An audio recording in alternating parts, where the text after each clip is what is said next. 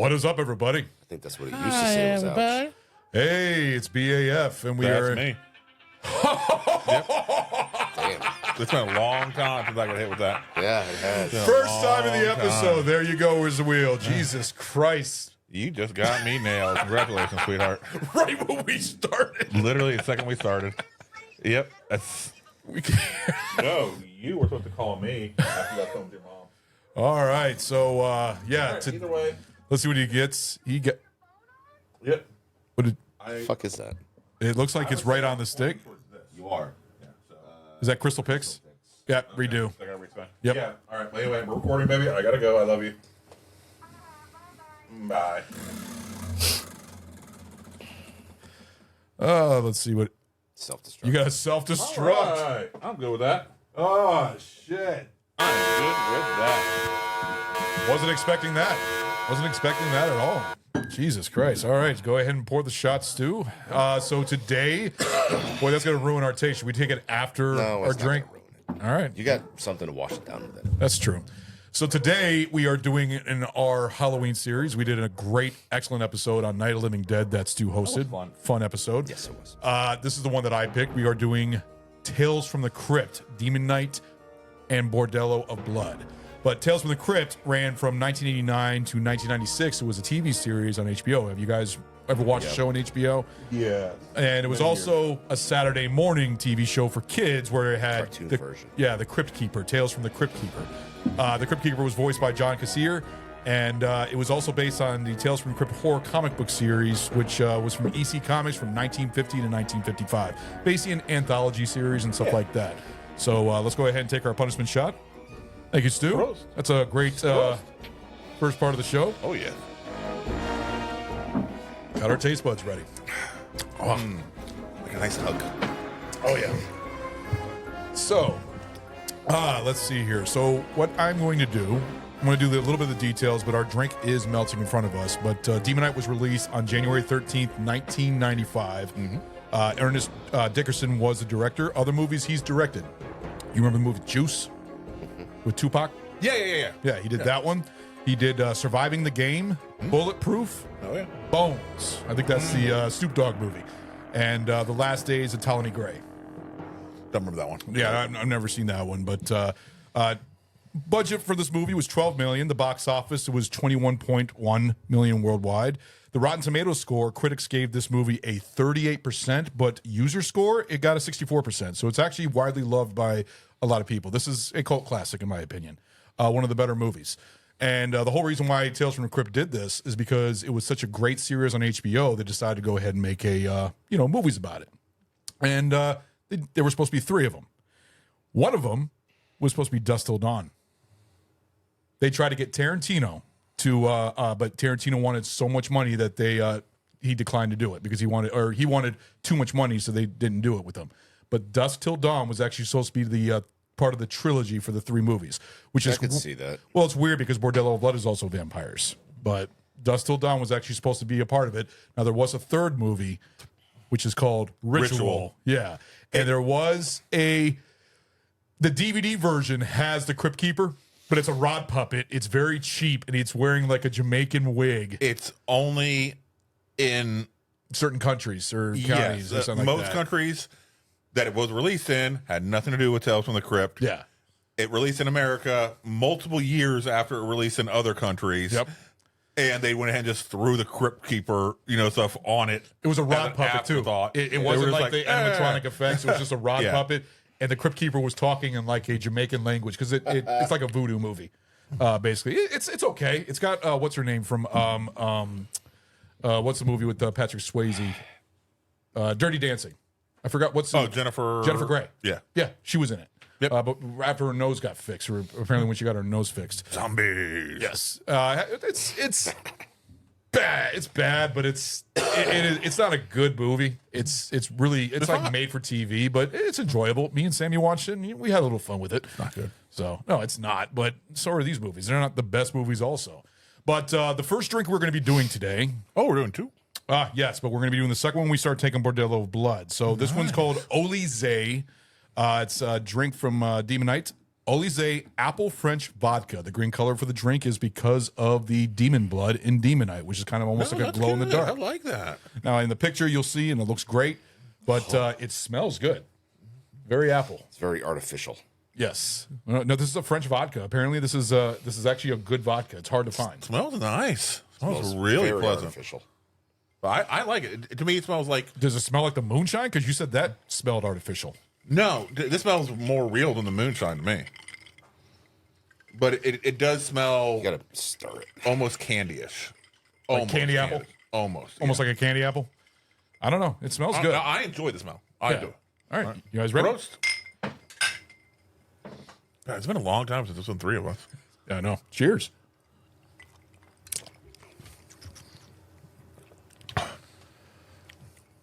That's vodka? That's all that's in there is vodka. Yep. With apple. It's French vodka.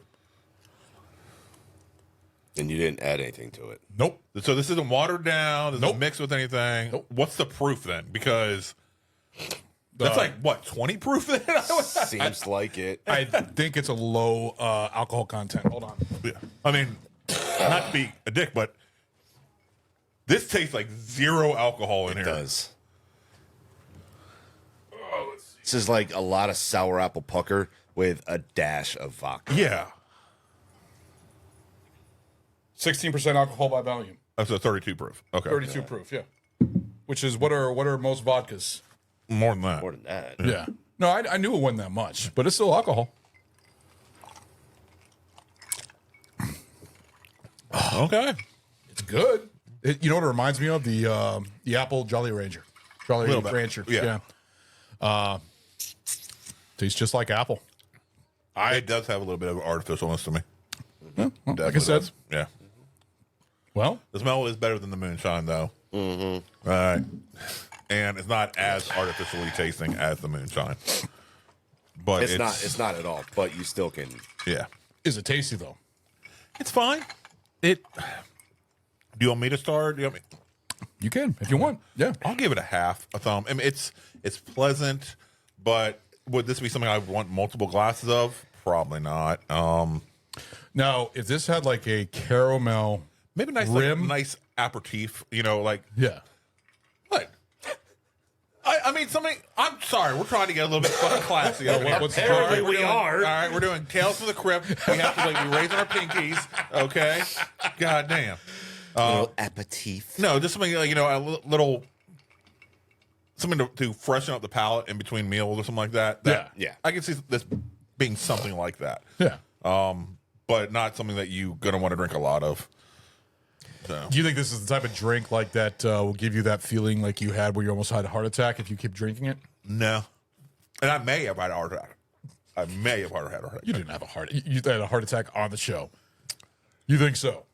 When the doctor asked me how many heart attacks I've had, when as far as I know, 0, it makes me That's an start indicator. thinking of when could I have possibly have had heart attacks that I don't know. That's true. That is true. That leapt right to the forefront. Like, I mean, you felt like shit. Like you were like, I don't feel right. This isn't. I don't like this. I mean, you were. No. I've never seen you complain about something like that before. that's why I'm thinking if I had a heart attack. You probably did on our show. I'm trying to remember what episode that was, but I remember it was that fucking drink that somebody brought that was like full of sugar or something like that you drank. I think So you had like a sugar attack. I don't know. that may have been Chase. I don't remember. It was It was something very sweet. Yeah. I remember that. I don't remember what episode it was. You know, that you said you were done drinking. I remember we were over there. Yeah, you were. The girls were here. You were sweating. Yeah, it was not feeling right. Well, at least you survived. So I mean, you're enjoying it. So you got a half. Am I in hell right now? So you got a half. possibly. Yeah. I give it a half thumb. Okay, Reckler. Same half. There's nothing here. There's nothing to this. Fucking vodka. Would you call it a chick drink? Oh yeah, totally. Okay. Totally. This is almost like a fucking Midori sour. Oh, yeah, I can see that. I can see that. Good. And a Midori sour has like barely any fucking alcohol in Yeah. it. Yeah. And That's what this fucking tastes like. Oh, the next one is actually exactly the same, so I probably won't get lower reviews. But the whole reason why I went with this is because of the the color. color. No, the color, Beautiful. the thought process of it is good. It was something simple, and these bottles ran about $27 Okay. a piece. So it wasn't that expensive. It was Goot, I know, before he was able to not make it tonight, but he did buy one of them, but he could not find the green one. He couldn't find this one, but he found the red one. And he said that the only ABC that carried it is the one with us. Okay. So he decided not to get it, so he was just going to do the green one. So he did actually buy the green one for tonight. I'm sorry. I mean, the red one for tonight, but he couldn't get the green. So Maybe the red one will be. the one is like a passion fruit, I believe. Oh. Yeah. So I have no idea, but it's the I red have color. lower hopes for that. Yeah. So let's go ahead and fruit. let's go ahead and get into the rest of the details, and then we'll go ahead and take a quick break. So the cast of this movie is the great Billy Zane. Yes. As the collector. We have William Sandler, which I actually like. Was that his title, The Collector? Yeah. Yeah, he's the collector. He's collecting, trying I mean, to it makes get the sense. key. I didn't know what his title was. That's actually what it is on IMDb, the collector. So you got Jada Pinkett Smith. We also have C.H. Pounder as Irene. We have Thomas Hayden Church, which CH Pounder. it's actually CCH Pounder as Irene. CCH Pounder. Yes, That's their name. that's her name. Okay. As Irene. Thomas Hayden Church, which we all know him from Wings. Lowell. Yes, which you were a big fan of great Wings. show. Both you guys were a fan of it? Wings was Fucking fun love as hell. Wings. Yeah. What'd you think of him in this movie? Him and Tony Shalhoub were Hell awesome. yeah. I forgot that Tony Shalhoub was in Yeah. Wings. Yes. Which we just did 13 And Ghosts. I like both of them more than the main stars Yeah. of that fucking show. All right. We also got Brenda Beck as Cordelia. We have Dick Miller as Uncle Willie. Everybody knows Dick Miller. I am a big fan Come of on, Dick Uncle Miller. Willie. Yes, we got Charles Fletcher, the voice of Roger Rabbit, as Wally, and we have Gary Farmer as Deputy Bob Martell. So we're going to go ahead and take our little break, and then we will get into the movie Demon Knight. Hey there, it's the Barrel Age Chicks. I'm Sammy. I'm Snow. I'm Crystal, often called Moused, and I'm here too. And then we also have Yen and Harley, who sadly are not with us, but that's okay. We're here to talk to you about our podcast. Woo! Tune in because it's a lot of fun. And you get to hear the chick side of things. You're gonna BS about movies and drinking and life and momming, and we're Lots of good. laughing. Lots of laughing. I laugh, But it's great. Yes. we do. have finished our first season. And we're starting our second season. Good lord. 2024. Here we come. I know. Enjoy it. Join us on all of the platforms. Hear them talk and me listen. You talk. You can find us on Instagram and Facebook. Pretty much anywhere you can hear voices on a phone. And yeah. So give us a follow. Check us out. Watch us give Ron aneurysms. It's the best part. And thanks for listening. We will talk to you soon.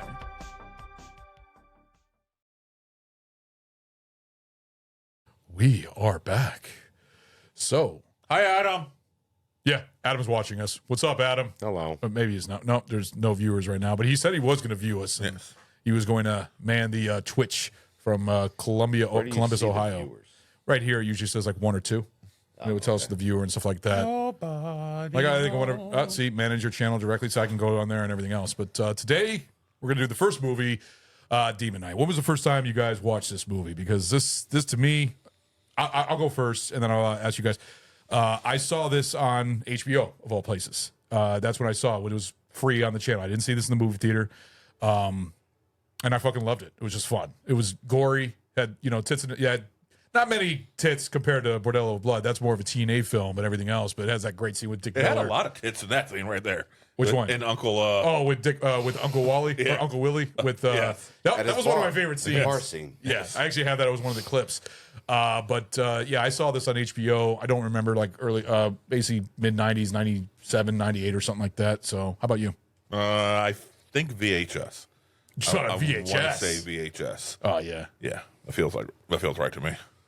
But I'd probably say probably about the same. yeah. It feels right. Yes. For this time frame. Well, the thing about this movie is that they tried with Tales from the Crypt series. They wanted to make a movie, and they got the writers to do this movie. But when they made the story, it ended up being more of like a hero story. It did not seem to be like what the episodes of Tales from the Crypt were with. I mean, it had a little bit of the humor, but this had a little bit more serious stuff to it. But there was a lot of great things on the set. They loved making this movie. Everybody on set had a good time. Ernest Dickerson having a great time. Billy Zane came on set and basically said, hey, because he wears wigs, said, what wig would you like me to wear? And he was there bald as he can be, just showing him.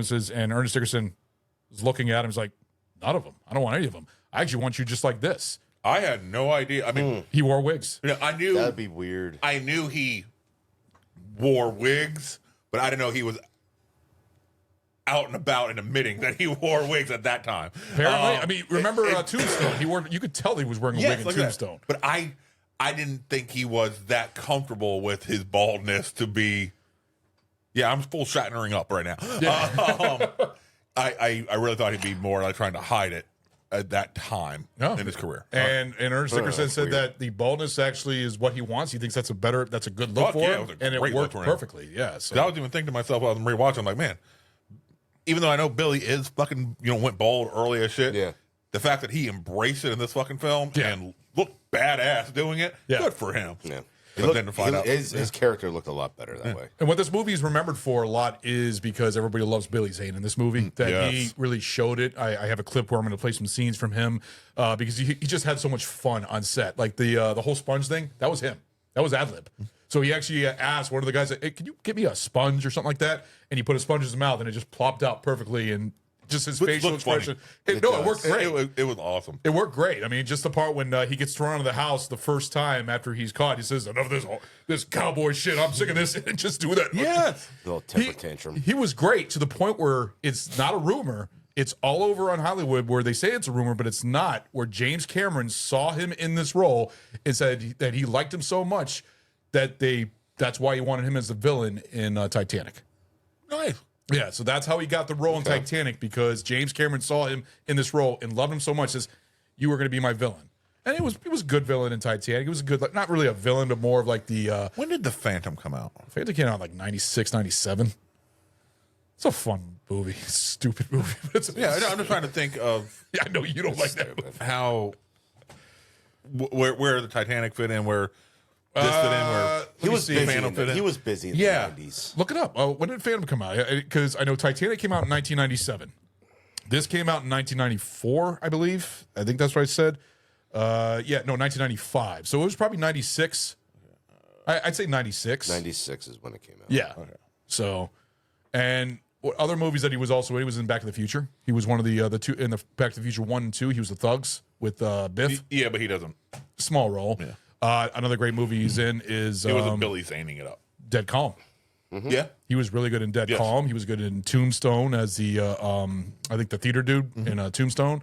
But he's been in movies here and there, and I enjoy him. But I think to me, even himself says this is his favorite role he's ever done. To me, he was just having a great time. Yeah, And like I was saying off the show, this feels like the most Billy Zane of all the Billy Zane roles. Yes. Like this is what he is probably like in his everyday life. no, I Just a actually fun- Very good possibility. Joking kind of guy. Yep. Just having a good time. You Yeah, would he hope. happened to be a demon. Oh well. Demons seem to have more fun. Yeah. Well, that's the thing about the demons is that you know how the demons were set.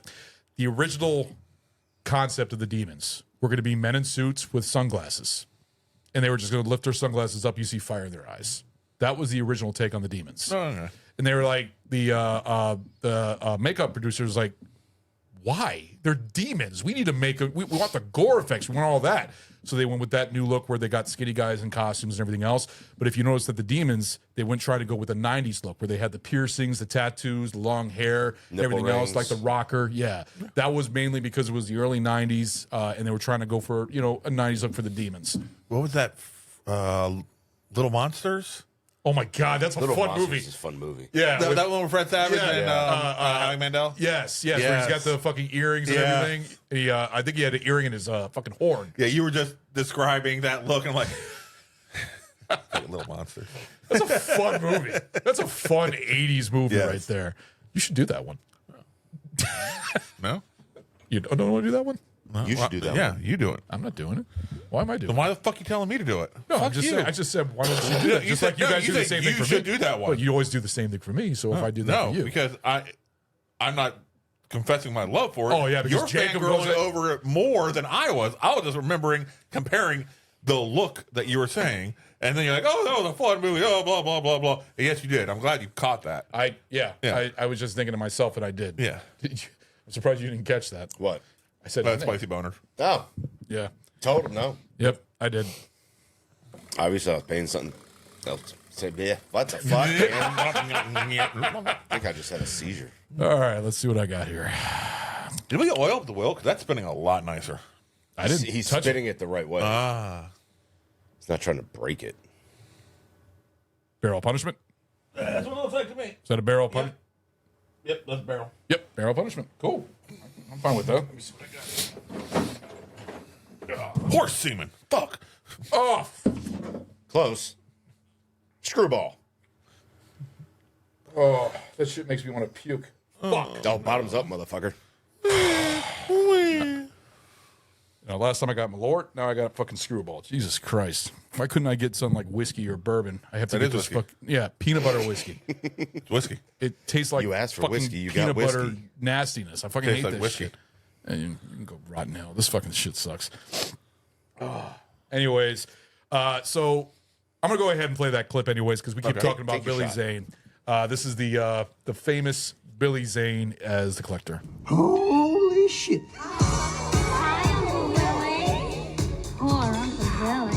You look like you've had a long, hard day, Uncle Oh, Willie. I bet it was a long, hard one. Ooh, I know I could. Can't open it. There you go, Uncle Willie. It's like Oh, gee. What the fuck is that going to do? I don't know. Oh, my God! Oh god. By the way, I'm laughing so much because Ron was just having a My fight hands of are his slick. life trying to open up an airplane bottle of screwball. Here it goes. Shut this one down, Uncle Willie. Long, hard one. Nothing gets you fucked up faster. Am I right, guys? Am I right?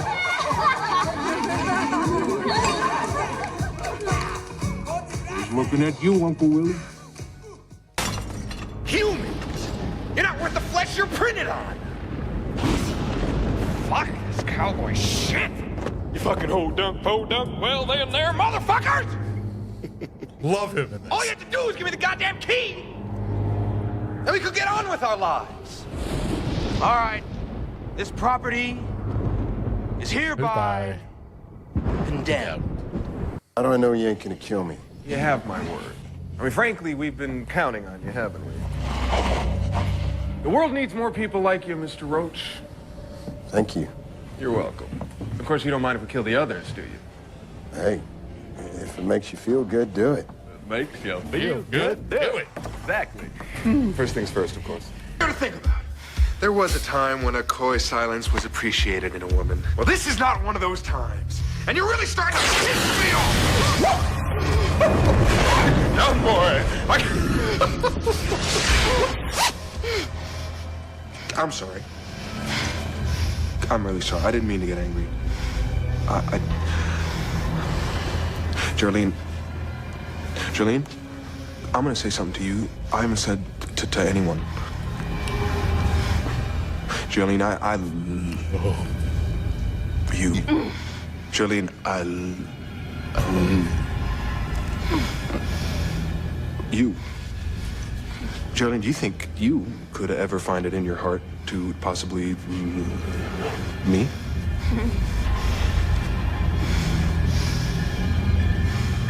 Didn't think so. Fuck it. I didn't get that line. But seriously, Billy Zane just had a great time on that set. He did.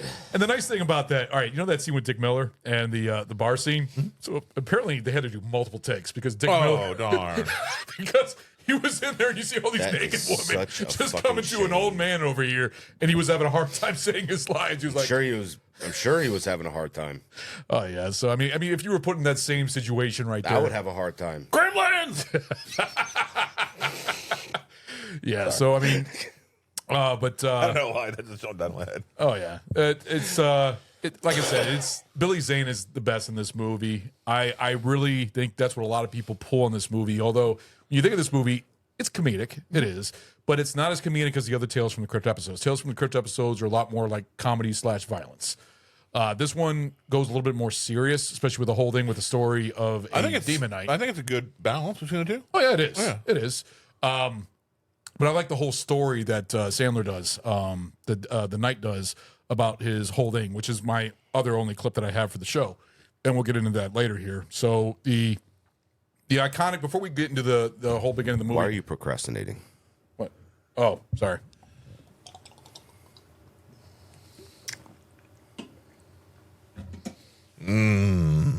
Peanut nutty. It's so creamy. How do you guys like that shit? Because it tastes good. Oh my god, peanut butter and alcohol don't mix, in my opinion, whatsoever. So, before we get into the Demon Knight itself, what did you all think of the beginning sequence with the Crypt Keeper and the directing the movie? Oh, it worked really well. It's got what's his name from Night Court? Yeah. What's his name? That was John Larroquette. Yeah, having him do a little cameo and stuff like that. I mean, do you think that it was a funny sequence? It was weird seeing John Larroquette again as a so killer? young. Just because I've been watching Night Court, the rebooted one, and he is in that, isn't he? Yeah, yes. And he's old. Yeah, he's old, but he still looks the same. He's still the same, but he's old. Yeah. And he even looked like weirder at that age than he did when he did this one. He looked weirder than when he did the original Night Court show. Mm-hmm. And then, of course, much fucking different than he looks now. So it was a weird fucking look on him. I'm just like, God, that's weird. And of all the people to pull John Larroquette for that fucking role, that's a weird thing. That could have gone to anybody for a cameo. That's a weird person to pull for that to be a surprise cameo. Well, that's the funny thing is that he's a cameo in this. He's the only cameo in this movie. Just like in the second movie. No, he was the Mummy. Oh, but he did a cameo as the Mummy. I'm talking about as another actor. No, the Mummy that he Sandler, he played the Mummy in Bordello of Blood, going against the Crypt Keeper. That's in Bordello of Blood. Yeah. No. Oh, that was him. Yeah, that's right. Yeah, that's a Demon Knight right there. That's right. No, I got the intros mixed up. Yeah, I thought that intro was also a part of Demon Knight. I watched them so close together. The ones in Demon Knight is him as a director, and he's got the director's hat, says "Hi, kiddies" and stuff like that. And then the end, he's like at his what's it called when the premiere and everything else, and he gets his head cut off. That's on that one. Bordello of Blood has a whole thing with the Mummy and Sandler, doing that whole bet with the the cleaver and everything, which I actually enjoy because it was like in some type of like monsters restaurant. You can see like the fucking Bride of Frankenstein in the background, and some other thing and stuff like that. But the sequence was great. It's in the beginning and end, and it's really cool to see the Crypt Keeper. He does the same thing he did in the TV show, but more for the theatrical presentation.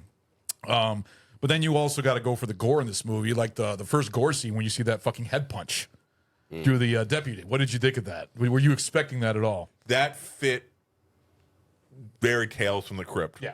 That was very Tales from the Crypt. It was, but the end of it, though, fit a lot fucking better. Yes. Than the actual punch. did. Yeah. You're talking about when you threw the head? Just the whole when comedic he's scene. fucking stuck and he rips the head off. Yeah.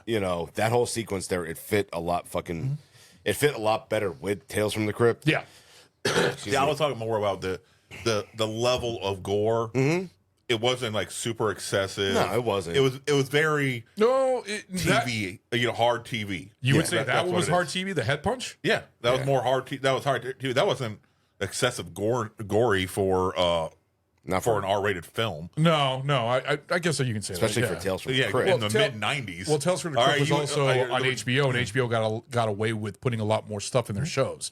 That's why Tales from the Crypt is so good. They got away with putting a lot more stuff in the shows, but what they got away with was it was a soft version of it was really hard PG-13 is what they got away with. It wasn't they weren't doing like no. There was tits and ass and everything else. So one of my favorite episodes. And that's fine. But what to me, that's hard PG-13. Yeah, but also the tits gore and ass factor. is hard PG-13 in my mind. The gore is a lot less. I mean, not when you think about one of my favorite episodes, Split Personality, which is we'll talk about our favorite episodes. I already told mine with Joe Pesci. I mean, he gets chainsawed in half, and you see the whole half of him. That's pretty gory for being a TV but show. it wasn't super gory. So what would you say is horror films? what would you say is? I kind of disagree with you on that. I feel like Tales from the Crypt got away. So you're saying that Tales from the Crypt probably could have got away with all their violence on regular TV? No. No, because The Walking Dead does, and that's regular TV. I'm saying it fit normal Tales from the Crypt level of gore and violence that they showed. Yeah. Was more than what they could show on normal TV, yes, but not as much as they could show, and they would show in hard R films. It was that in between level, and so you feel like this one was very tame. The gore level fit Tales from the Crypt level of gore. You don't feel like it was any more extreme. No. Oh, okay. How about the special effects though altogether? I mean, like especially when the kid or the Cordelia turns into that like fucking monster and like your mouth gets all big and everything else, or the kid and them it was very Tales from the Crypt, which is fun. So stupid. It was fun. It was, but it was Tales from the Crypt. It was. Go ahead, Ragnar. You said you think it's stupid. What he was talking? Outer Limits. The Outer Limits. Wasn't the Outer Limits TV the movie where it had that kid with the wishing power?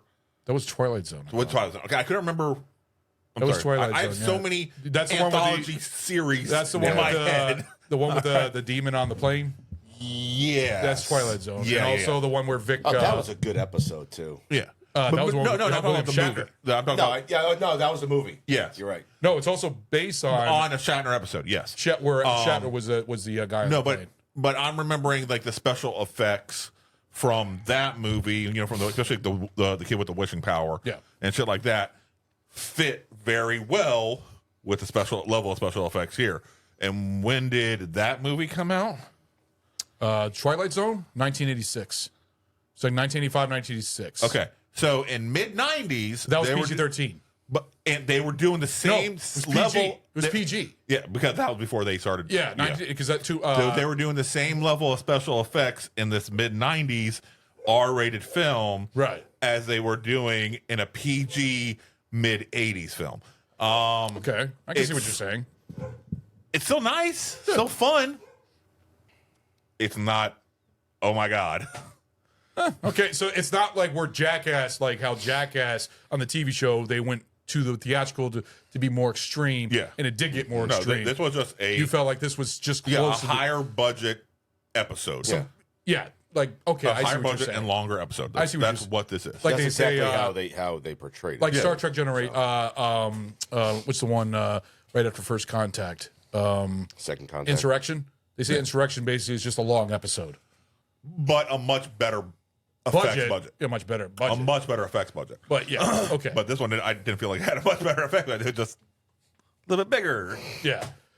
So what did you all think of Jada Pinkett Smith? I thought she was fine. I really did. For that time. And she was already in, I think she was in Juice, I believe, with that Ernest Dickerson directed. But it was a weird side of like the actors that they had on set. I mean, especially Charles Fletcher. They turned nuts. Yeah, Charles Fletcher and Thomas Hayden Church and all that. And she was Jada Pinkett Smith at the time, right? No, she was Jada Pinkett. She wasn't Jada Pinkett Smith yet. Did I say Jada Pinkett Smith? She wasn't. You may have, but it's Jada Pinkett. She wasn't married to Will Smith. I don't remember like, when she got married to Will. Like early 2000s, I believe. I think it was the early 2000s that they got married. That's when she started cucking him. Yeah, because she likes to tell him what to do because she's a fucking. I can't stand her. She's a fucking. You can't stand her. No, I'm just saying. Well, I was going to say that was a very incomplete sentence she's right there. Cunt. How about that? Yeah, there you go. I can't stand Jada Pinkett Smith. I can't stand Will Smith either. So, but I mean, she was good for the role. I mean, earlier roles that she did. I mean, I remember her into a lot of movies in the past and stuff like that. But she was fine with what she did. You know, playing all like gangster in the beginning and stuff like that. Looked like because I think she was a juvenile delinquent apparently or something like that. Work release. So yeah. So, but Charles Fletcher, the whole thing about him being the postman going postal and then finding empty AK-47s up in that little chest up in the attic. AK-47s in there. Was AK-47? What was it? No, they were not. What were they? Those are Uzis. Oh, okay. I'm not a big gun freak, so I don't know guns all that well. But what did you think of him, Charles Fletcher, as a little postal guy that was in love with Cordelia? He fit the character very well. And Thomas Hayden Church with his little scene says, "My nipples are on fire. They're smoking." Yeah, that was a fun scene. I think everyone played their role very, very well. Yeah, they did. The kid was kind of fucking like inside that like tunnels underneath the because it used to be like an abandoned church or something like that. William Sandler as the Demon Knight, though. What did you think of him? I've seen him in a lot of roles. I like him. I do, and I thought he was okay. Was it the greatest thing I've seen him in? No. But was it the worst? Probably not. What is the best thing you've seen him in? Give me a second here. I have to go. I liked him in The Mist. You remember the movie The Mist? Yes. He was the janitor in The Mist. He was in Die Hard 2 as the villain. Remember him doing the... he was great. He was great in that as a villain. Great in that one. But he's been in so many fucking movies. Shawshank. He was in Shawshank. He was the guy that, Bill and Ted's. Yep. Oh, yeah, he's the Grim Reaper. Yeah, Yep. Which is great. He's good at comedy. I think he's got good comedy relief. Hard to Kill, The Hot Spot, Salem's Lot. He was in Rocket Man? Rocket Man. Apparently. Freaked. Where was he? Solo. Was that Encino Man? Is he in that too? He was in Disturbing Behavior. I'm trying to remember him in Disturbing Behavior. Mist, I don't remember Blood. him. It's been a while since I've seen that. I remember him in Green Mile. Where was he in the Green Mile? He was one of the guards. Yeah. No, he wasn't. He was the one that had the 2 daughters that were killed. Oh, yeah, you're right. The one that shot the dog. That shot his dog and told about the whole story. No. It was the one with the 2 daughters. But he was in Shawshank as one of the prisoners. I know that. He was the one that had the whole thing with the Richmond, talking about Marlboro and the Richmond cigarettes. Richmond, Virginia. So, yeah. He was in Iron Man 3? He's been in a lot. He was the president in Iron Man 3. Huh? Yeah. Which he's in a lot of shit. He is, but what do you think is his best role? He's been in a lot of movies with Tom Selleck. Die Hard 2 is where I really enjoyed him the most. I kind of enjoy him as Grim Reaper. Yeah. Grim Reaper and Beavis and Butthead, Bogus Journey. Bill and Ted. Did I say Beavis and Butthead? Well, technically he is a Beavis and Butthead when you think about it. They kind of relate them to him. Don't say technically at all. No, they've actually said that Bill and Ted are almost like a Beavis and Butthead. They're 2 dumb guys. Okay. But... So are Laurel and Hardy Beavis and Butthead? Yeah, of that time. No, they are not. Of that time? No, they are not. I think so. All right, so like I said, there's not really much to talk about this movie other than the demon. He's a collector, and he's coming to get his key, which, by the way, the key does make a cameo in the next movie that we're going to do in Bordello of Blood. It was supposed to be and a linking item between the original three movies. Which is funny because in Bordello of Blood, it was like, where did you get that? And he said, haven't you seen the movie? Don't you watch the movies or something like that? Which I thought was kind of funny how they did the cameo, but I really liked how they made the whole story, which is actually, in my opinion, the writing of this movie, it's a horror movie. It's cheesy, but it's fun. It's a fun horror movie. But I thought the whole storyline or how they got, the whole different nights that go through time and stuff like that, getting the blood, and when you die, you put the rest of your blood in there. So here's the story right here. When I came here tonight, I thought you would be safe. I mean, there are only 5 of you. They need 7. And then he came with Bob and the sheriff. It's like tumblers in a lock. Everything has to line up. 7 stars, 7 people. Yeah. God damn it, I'm not making these rules up. And I didn't ask for this. All right? You want to know what's going on? Shall I tell you? In the beginning, God created the heavens and the earth. You're talking Genesis. That beginning? And the earth was a formless void, and darkness covered the face of the deep. But the darkness wasn't empty. It was full of creatures, full of demons. And they had 7 keys formed into a circle that focused the power of the cosmos into their hands. Until God stepped forth and said, "Let there be light." And there was light. And he scattered the demons. And he scattered the keys all across the universe.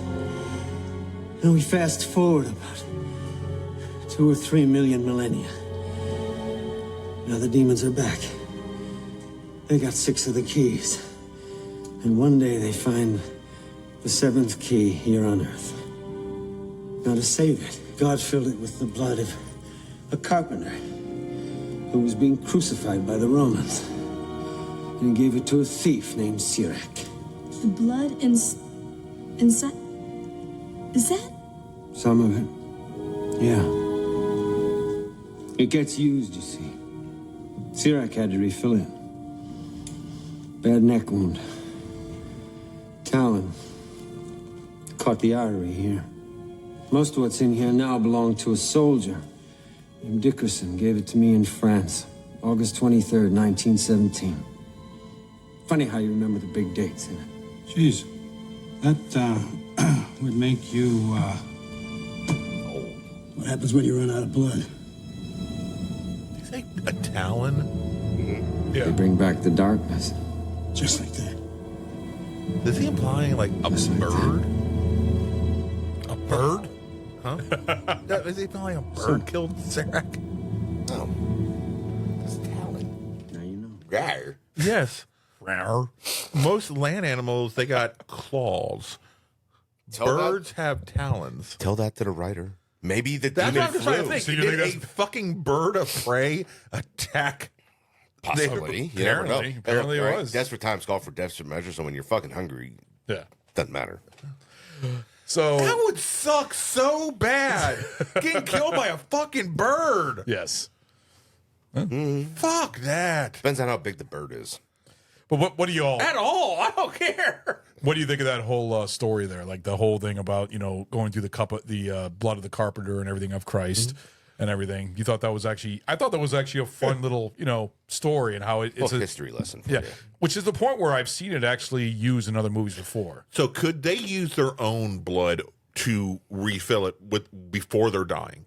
See, that's the Or- thing. That's what I didn't understand because with Well, Jada that's Pinkett, what they did. No, Jada Pinkett doused herself with all the blood. She used all the blood and swallowed it to kill the And collector refilled it with fucking his blood.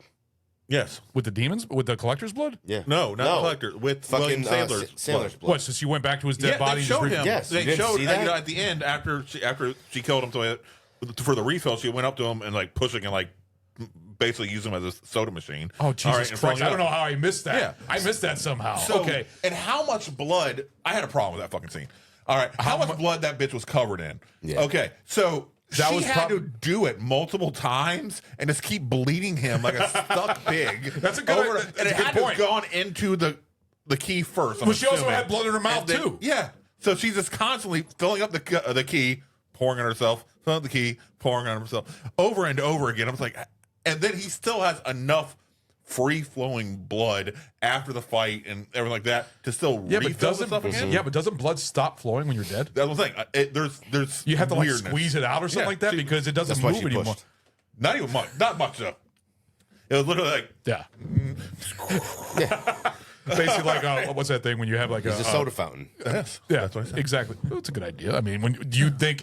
But you saying that? Do you think that all of a sudden, oh shit, I'm running out of It was blood. a cool idea. I might have to go fill an IV That's up with what blood I'm and then wondering pour it in. because she like her immediately getting on the bus and pouring stuff out. I'm like, man, if you could only refill that from a dying knight, which it sounds like it kind of Did it applies say like that? I don't remember it saying that.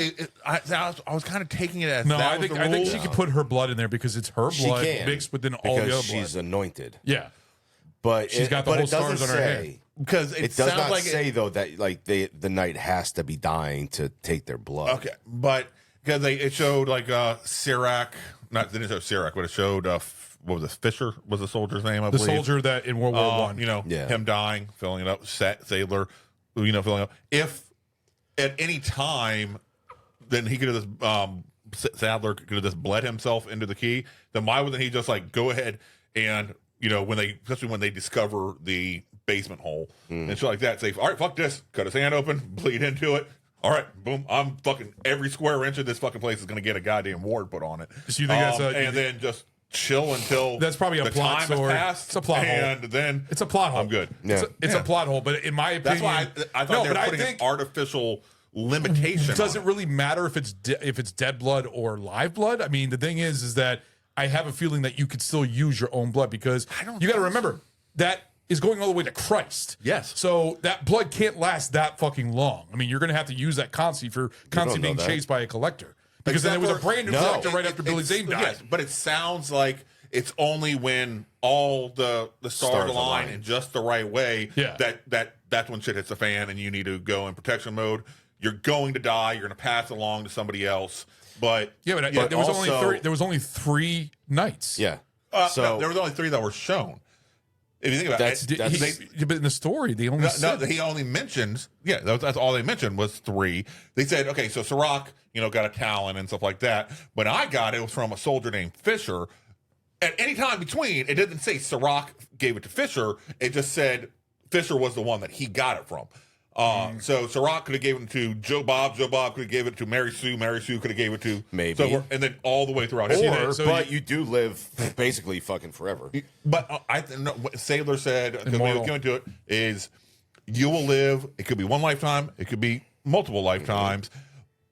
Until the stars align or whatever. Well, then you'll fight and you'll pass it on to somebody else. Yeah, because he was probably about 100. He was over 100 years old because he was during World War I, into the 90s and stuff like that. See, there are thousands of years though between Christ and when Sailor got it. I think that's just a plot hole, but I think if you were to think in the movie, I figured you would be able to put more blood and just like I I'm think gonna it give some gives you blood that and put it artificial fill it up. limitation to where otherwise why wouldn't he just go and constantly be refilling it and just a worst case scenario, if you think that's what it's going to do, fine. Build yourself a fucking goddamn a bunker underground. Just you're not going to die. Yeah. All right. Apparently, just live there forever. So just pour yourself all over the fucking place. Just constantly, just keep bleeding yourself until every millimeter is covered, and you are preventing hell on earth and demons winning. Because they can't ever come in there, and you've just locked yourself away. Yeah. You've done, Knights Templar, Indiana Jones in the in the fucking cup. All right. So what do you think of the demons altogether? Like the demons is the way they look. Do you think that the look was actually good for the movie? They're fun, yeah. The whole skinny look and everything else. It fit Tales from the Crypt. How about you, Ragnar? So they look very Tales from the Crypt, but they looked like that fucking I think early 90s movie where they made a reboot of it, but they turn into giant rats. Right? Rats. The women, they turn into they're witches, but they look like giant rats. Oh, I always blank on the name of this fucking movie. Yeah, I'm still blanking on what that is. Rats. I know what he's talking about. You talking about witches? No, I don't think it's witches. Because I remember when witches turned into rats in that movie, or mice. The Witches or something like that from the late 80s. I don't know. They turned kids into rats in that one. Yeah. Yeah, but also the witches were turned into rats in that one at the end of the movie, I thought. The Witches, 1990. Yeah, that's what it is. Yeah. Yeah. That's what I thought. Yeah, they look like that. I can see what you're saying. Yeah. I can see that. No, except these ones here had pierced nipples. Well, they also started as like little baby demons. It was cool. And he I was caressed just taking them his body. and He was just like, grew. I thought that was awesome. Yeah. No, Billy, like I said, Billy Zane was the best part of this movie. I think he stole the show. Yeah, he stole the show. So, like I said, there's not really much to talk about this movie other than the gory special effects, the green blood, which I fucking love. That's why I did the whole drink and everything. Billy Zane was really great in this. Sandler and Jada Pinkett. I like Charles Fletcher in his little short role and Thomas Hayden Church, but altogether, I mean, there's not much to talk on other than that. What is your favorite scenes? Okay. Unless you have another thing to bring up. You said it multiple times, and that's why I'm just like, did I say a name wrong? Who's the actor that plays the knight? Is it William Sandler? Incorrect. Sadler. Sadler. There is no N. All right. I'll take a spin of the wheel. Yeah. That's fine. Yeah. No, you said it multiple times. I'm like, I'm just gonna. But you kept saying it. I'm like, it's not fucking Sandler. It's not fucking Sandler. It's not No, you called it. It's not goddamn Water Boy up in here, which would make it a different film. And you spun it backwards. Did I? You're gonna break it. Cock block by BAC/BAF. Yeah, we don't have any of that. Oh, /BAF.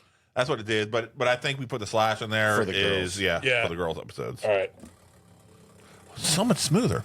Because that's the other way. Let's see what we got here. Maybe another self-destruct. Or a cock shot. You want a cock shot? I've had enough cock shots. Grab something yummy. Oh, okay. I can take that. All right, shit. Take it. I mean, you've had nothing with something yummy all night. Fuck, I'll have this. This ain't bad. So, diabetes in a cup. Yes, it is. Yes, it is. So, what is your guys' favorite scene in this movie? Like, what scene really? His fucking temper tantrum. That was so good. Which In the temper beginning. tantrum? In the beginning. When he was just like, When he flies out of the fucking house, and this cowboy shit. calls his little demon babies and shit. That whole entire scene right there. That was really good. It seems like everything is going to be Billy Zane. Oh yeah, because he was the best. Yeah, He mine was is also by far the best. He's very charismatic in this fucking movie, which is what helped. I mean, even like when he was talking to the whore and stuff like that, and then Cordelia, being so loving and like, oh my god, you slimy. son of a bitch. Well, you did the same thing with you did the same thing with Jada, but also. in a totally different way, though. Yeah.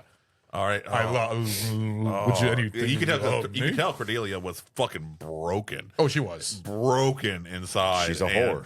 And he was. Oh, I was like, oh, that's so dirty. I do like that joke. It says, "Get that pussy dirty. off the table." And it was Yes. like, I was talking about the cat. I've seen her in many movies. She's actually a pretty good actress. I've seen her in. I think she was. Remember her in RoboCop 3? I think my favorite scene. I would have said probably the little temper tantrum. Yeah. But you already said it, so fuck it. I'll go with the one with him and Thomas Hayden Church at the top of the stairs. Top of the stairs? With this sponge coming out of his mouth? And just the way they were interacting with each other. He said, like I that. lied. Yeah. Like, oh, and whatever the guy's name was. By the way, I lied. Roach. Yeah, his name was Roach. Yeah. But nobody kept calling him Mr. Roach. Yeah. Yes. He was just fucking great, especially when he's going up the stairs. He's like dancing right next to the demons, and he's got this suitcase. He's just having a great fucking time. Oh yeah, it was great. My favorite scene is the scene with Dick Miller when he's plays the bartender. Surprise. But it's not even for the tits and everything. It's actually the way that he's in the background and he's just like chewing the scenery and just using that little like ain't nothing up from Uncle Willie or something like that. Yep. And he's got that little fucking drink with a demon on it and everything. It was just a great fucking scene. It was just like something that you wouldn't see. But the funny part is when you see, I think it was the kid or something like this, is Uncle Willie, and you just see him putting his hands up because he sees it in the background because he's envisioning it. That scene was great. So, like I said, there's not really that much to talk about. Other it's just a fun horror movie. Yeah. It's good fun. Would you say stupid fun? I would say stupid fun. It's just campy fun. Yeah, just a B movie. That's what it is. So I'd say we're good at going into our pilot reviews for Demon Knight. We're going to do our pilot reviews at this one, and then we will take a break and we will go into our next one. So let's go ahead and start our pilot reviews on this one. Ragnar, what? You go first. Cool. 2.5. Okay. Right down Main Street. Yeah. What, you thought it was going to be worse? No, I wasn't sure. Oh. Do you think it was going to be worse? I had no idea. Okay. Yeah. I mean, it's Tales from the Crypt in a movie. Right. You know, the first excuse me. I think they learned from this one moving forward into the next one. And what? Oh, I'm sorry. I forgot. You don't like Bordello of Blood. I don't mind it. It's just to me, it's not as good as this one. We'll get into that when we get into it. Good. I don't think so. It's just a TNA. Yeah, it is. Yeah, but I mean, it's a great TNA. There's a lot of tits. They're nice TNAs. Yeah. So. In a fucking We'll get into that. You know, it's cheesy. It's campy. It's the next one has a midget. That's a good thing. I know, that's what made it. I love him. He was also in Land of the Dead. Yeah. As the pimp midget. Remember at the beginning? Yep. So yeah, it's fun. I mean, it's not horrible. So, would you recommend it? Would you watch it again? I'd recommend it. Okay, so 2.5. Mm-hmm. Okay, Stu. Enjoyment 3.5. Critical. I'll agree with 2.5. Yeah. It's nothing phenomenal. It's nothing groundbreaking. It's a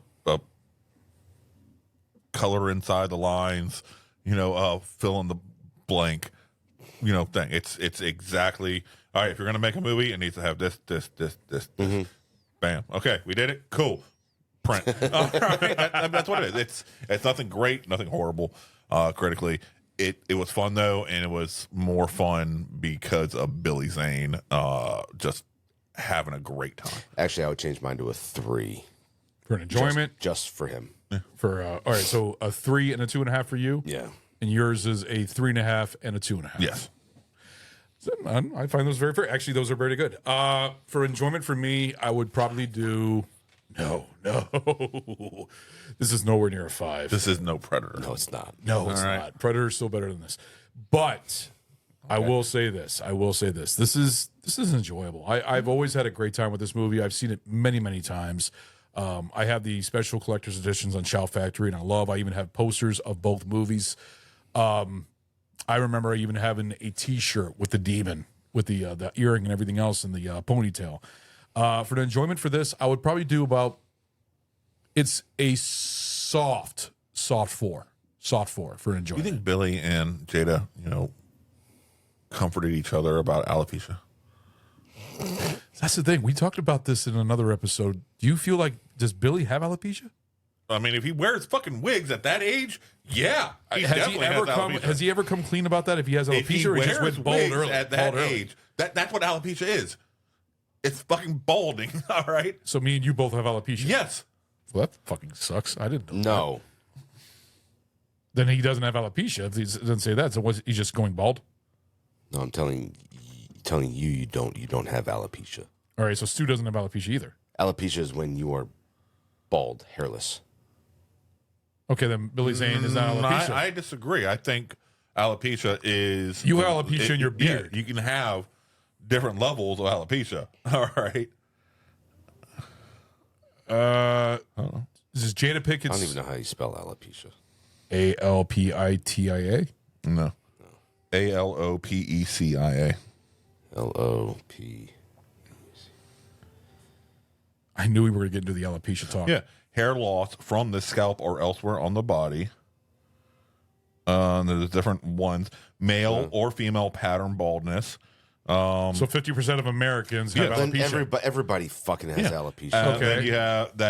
And then alopecia areata, which is sudden hair loss. Those are the one or more circular bald patches that may overlap, which is what I had on my beard for a minute there. That just fucking came out of fucking Just nowhere. be glad that you don't. I know, it's fucking weird. Because I remember when you had like patches in your beard, you said you couldn't grow a full beard because you had all like little bald patches. Yeah, my fucking hair fell out in a fucking little area. I was like, now I it's all don't fucking growing. know what happened. It was there, and then it fucking wasn't. Maybe it's because you were smoking. No, I'm blaming Harley. I'm gonna say she was putting nair. She's like, yeah, fuck you. I hate you, Stu. I fucking hate you. Then you have telogen effluvium, a reversible condition in which hair falls out after a stressful experience. All right, this is depressing me. Yeah, anagen effluvium, an abnormal loss of hair during the first phase of the hair growth cycle. We're all bald men here. I mean, all balding men. I mean, seriously, it's just part of life. It's called balding. Yeah, it's not. I've never heard of the word or term alopecia. I thought that was Really? actually not for everybody. For anybody balding is alopecia. Yes. I mean, I guess for a woman, yeah, because women are not known to have balding. Yeah, they are. I mean, it's rare compared to men. Men get it more, I guess. You'd be surprised. Yeah. So my enjoyment, I'm going to go ahead and give this a soft 4. For my critical, I'll agree with you guys, 2.5. The special effects are actually not bad for this movie. I think they're fun gore effects. I love that the green blood and stuff like that. You could definitely tell that there's a lot of model work. I mean, the building when it explodes, that's a model. But That's so stupid. It is. But I mean, it's so dumb. That's why 2.5. That's how I feel for a lot of horror movies. There's a lot of horror movies that can be a low critical rating because they don't really go for the effects. They try and go for the scare effect and the gore and stuff like that. And in my opinion, it's like you said, Tales from the Crypt level. Yeah. Right. So soft 4 and a 2.5 for critical. So awesome. We just finished Demon Nights. We're gonna go ahead and take our break, and we will be starting with our next drink for Bordello of Blood. Sounds like a fun time. All right, we'll be right back. I'm Chris. And I'm Mel. And together we host the podcast Spoil My Movie. We were watching movies anyway. And we were having in-depth conversations about those movies too. So, we decided to share our thoughts with the world. You can expect me to gripe about inaccurate details like supposedly cold weather, but you can't see anyone's breath. And you can expect me to be totally adorable, but also psychologically deep. And by the end of each episode, we'll provide our respective ratings. Using a rating scale custom tailored to the movie in question. Check us out wherever you get your podcasts. We're everywhere. We're actually behind you right now. All right, guys, we are back with our show, and we got a little message here from Adam, who is checking out our Twitch here. King of the Hoisters says, birds are freaky.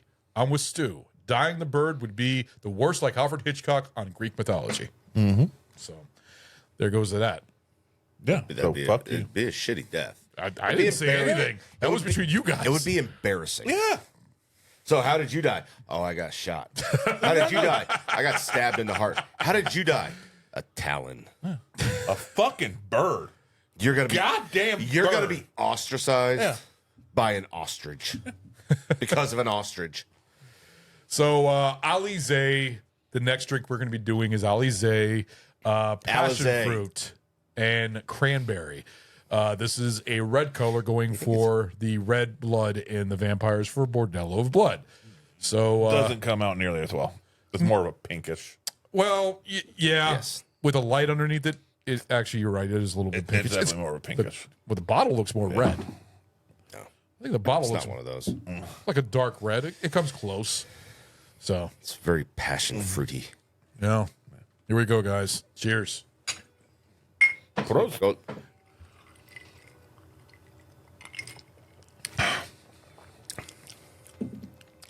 It's actually a little bit bitter than I expected. I Yep, like that's- that one more than the other one. I'm gonna have to disagree. No, I'm gonna have to agree with Ragnar.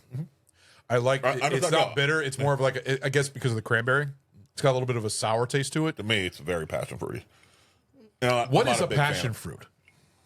But no, It's a like fruit of no, passion. yeah. But what, I mean, what is it related to? Is like It's apple, a pear. semen-covered grapefruit. Jesus Christ, is it close to a grapefruit though? That's what it, maybe that's what it is. He will shows you. I just don't remember what it looks like. Plus, this is a liqueur. All right. Oh, okay. I see. Okay. So that's a passion fruit. I gotta make sure to post a picture on that. So I think that one's better. I could definitely test the cranberry. I don't know what passion fruit tastes like. I've had passion fruit teas and stuff like that, so it's just like a fruity fruit, like a strawberry, citrusy fruit. Passion fruit and dragon fruit. One, they're About two the same. totally different things. They Really, are. two totally different. But they don't have that much taste. I just okay. Unless all the passion fruit stuff. I thought dragon fruit was is more like a pear taste. artificially enhanced tasting. Yeah. I'm going to disagree. I mean, I think passion fruit has a very unique taste. Yeah. Everything that passion fruit flavor tastes similar to this, and yeah, I don't like much of any of them. I'm just not a big fan of passion fruit. So you're not a fan of this one? No. Well, you start first. You gave the other one a half a zero. thumb. So this is a 0. Yeah. So you actually like the green one better than this? Yeah. Okay. And it's strictly because not a fan of passion fruit. If you like passion fruit, you'll like this. Do you like cranberry? I'm okay with cranberry. Because that's where I taste more in this. Oh, no, is I taste cranberry. more passion fruit. Okay. by leaps Maybe and I don't know bounds. what passion fruit tastes like. I always thought it was more of like a fruity flavor, like, citrusy strawberry taste. This I could Absolutely not. definitely taste the cranberry because you can get that little bitterness in it. Because when I first took a swig of that, you could taste the cranberry. So, all right, so you give it a 0. Yes. Ragnar? I give it 3/4. That's not It's bad. not bad. I mean, I like it a little bit more than the other one. Do you feel like this would be good in a cocktail? Yeah. Like mixed in with other, because the green one, the apple one, I think that one would be great with a rim of caramel on it. Caramel and the apple would make a good caramel apple. This, I don't think I can see mixing with anything other than making a slushy with it. Maybe More vodka. Yeah. Actual vodka. give it more of an alcohol taste to it, like give it a little bit more of a kick. Yeah. Yeah. All right. So you give. Or maybe some rum.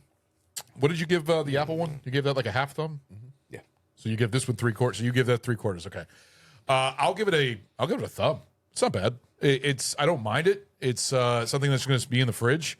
Something cold. I'm sure the chicks will like it. Are you going to give it a toe? No, I'm giving it a thumb. Because of the sugars. Yeah. Well, the diabetes. Yeah. Good joke. Haha. Thank you. But yeah, I'll give it a 1. It's not bad. I actually enjoy the cranberry taste. I like the little bitterness taste to it. The red color is more, like you said, right, pinkish. But when I saw it in the ABC store, I saw the green and the red. I was like, that's damn perfect, because I couldn't figure out what I wanted to do for this show. And when I saw that, I was like, and it's the same price point, $27. But apparently this one's a lot easier to find, and the green one's harder to find. But I'm glad I got the green one. It looked great for the role. But yeah, that it is. That's the little the vodka flavored. I'm sure during our Halloween party, I'll just put shots of these for the girls, and they'll fucking love them. I think they'll enjoy that ice cold, because I'm going to just leave these in the fridge and keep them ice cold. Be good as a shot. I mean, you like it apparently a lot, so why just the girls? I don't know, for you also. I don't know. Well, you gave it a full fucking thumb. I gave it 1 thumb. I didn't give it 2 thumbs. So I gave it 1 thumb. That's it, a full fucking thumb. Hey, he gave it 3/4. That's not a full fucking thumb. It's close that to means it. You like it more than he does. Yeah, you got a 0. Yes, but you like the apple one more than I like your argument is you it's not going are anywhere. the one who likes it the most. You have apparently I don't. I'm losing this argument like 100%. So, someone who Jesus. doesn't like fruit drinks. You like this fruit drink? Yeah. Just put a fucking like an orange slice in there, and an umbrella, and a fucking some dildo, and some cherries, and then just put it with your pinky off, basically, and drink it like that. Yeah. Okay. No, it's not that sophisticated. So when did you find out you like being pegged? What the fuck? The first time it happened. Duh. I don't get pegged. Sorry. That's Stu's job. To peg you? Whoa. No. That's not pegging, bro. No. That is straight fucking you in the head. Yes. All right. The fuck, man? We always get into something I think different. you're confused. Apparently. Just like your sexuality. I don't think that means what you think it does. Anyways, get into the details of this movie. Keep it fluid, okay? Bordello of Blood. He's taking the fluid. Jesus Christ. Bordello of Blood was released on August 16th, 1996. Gilbert Antler's only movie. And he is mainly a producer. He actually produced most of the Tales from the Crypt episodes and also directed some of the episodes. But when it comes to his movie, this is his only movie he's ever done. But he is a producer of great movies. He's a producer of House on Haunted Hill, the remake. 13 Ghosts, he produced that. Good. I produced Ghost Ship, Constantine. Yeah. Good. He also produced Superman Returns and Valkyrie. Oh, nice. Which is kind of out of the realm of horror, but still, Superman Returns is decent. It's okay. It's not bad. To the Christopher Reeve roots, trying to make it in that vein. But Valkyrie, I mean, you saw that in the theater. Remember that? I fucking love Valkyrie. I think that's a great historical film. But he's mainly a producer, and he's also a writer of the series. The budget of this movie was $2.5 million. Do you think he directed it because he's like, oh man, I can produce it. I know what's better. I got to tell these people what to do. I'll show them. Then this comes out. He's like, I'm going back that way. I'm an idiot. I mean, think of Tom Savini. I mean, he did the Night of the Living Dead remake, and he didn't direct a movie after that. But he did well with that remake, I thought. So you're saying this movie didn't do well? Well, here. I thought the Night of the Living Dead remake fuck ton better than this. Well, no, I agree with you 100% on that. The box office, budget was 2.5. The box office, it only earned 5.6 million. So it was a huge flop. The Rotten Tomato score, the critical score is... That's funny. The critical score is 15%. Yeah. The user score is 31%. This movie's not loved So compared to Demon Knight. Most people and critics both think that this is not a good film. Yeah. Not a good film at all. Yeah. That's why I like to stand out. A subpar film compared to Demon Knight. That's why I like to stand away from the crowd. On things. Yes. You never want to be a sheep. Don't go with the crowds. Yeah, that's true. Most people in America, think communism bad, but you go ahead. You stand off this side. All right? Mm-hmm. So what was the first time you watched this movie?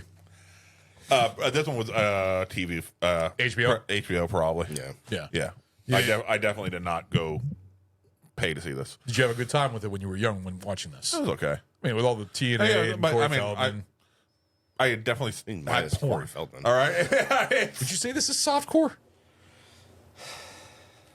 No. The amount of It tits, is one step away from Skinamax. because it's a lot All of right, TNA in this. It movie. is one step away from Skinamax. There is, but there's no. If they had some simulated humping going on, Yeah. things like that, and with like cheap jazz, You talk about Red saxophone Shoe music, Diary shit. all right, yeah, Yeah. then that would be right there. But it was soft. It was TNA to the most it could be without being softcore porn. Yeah.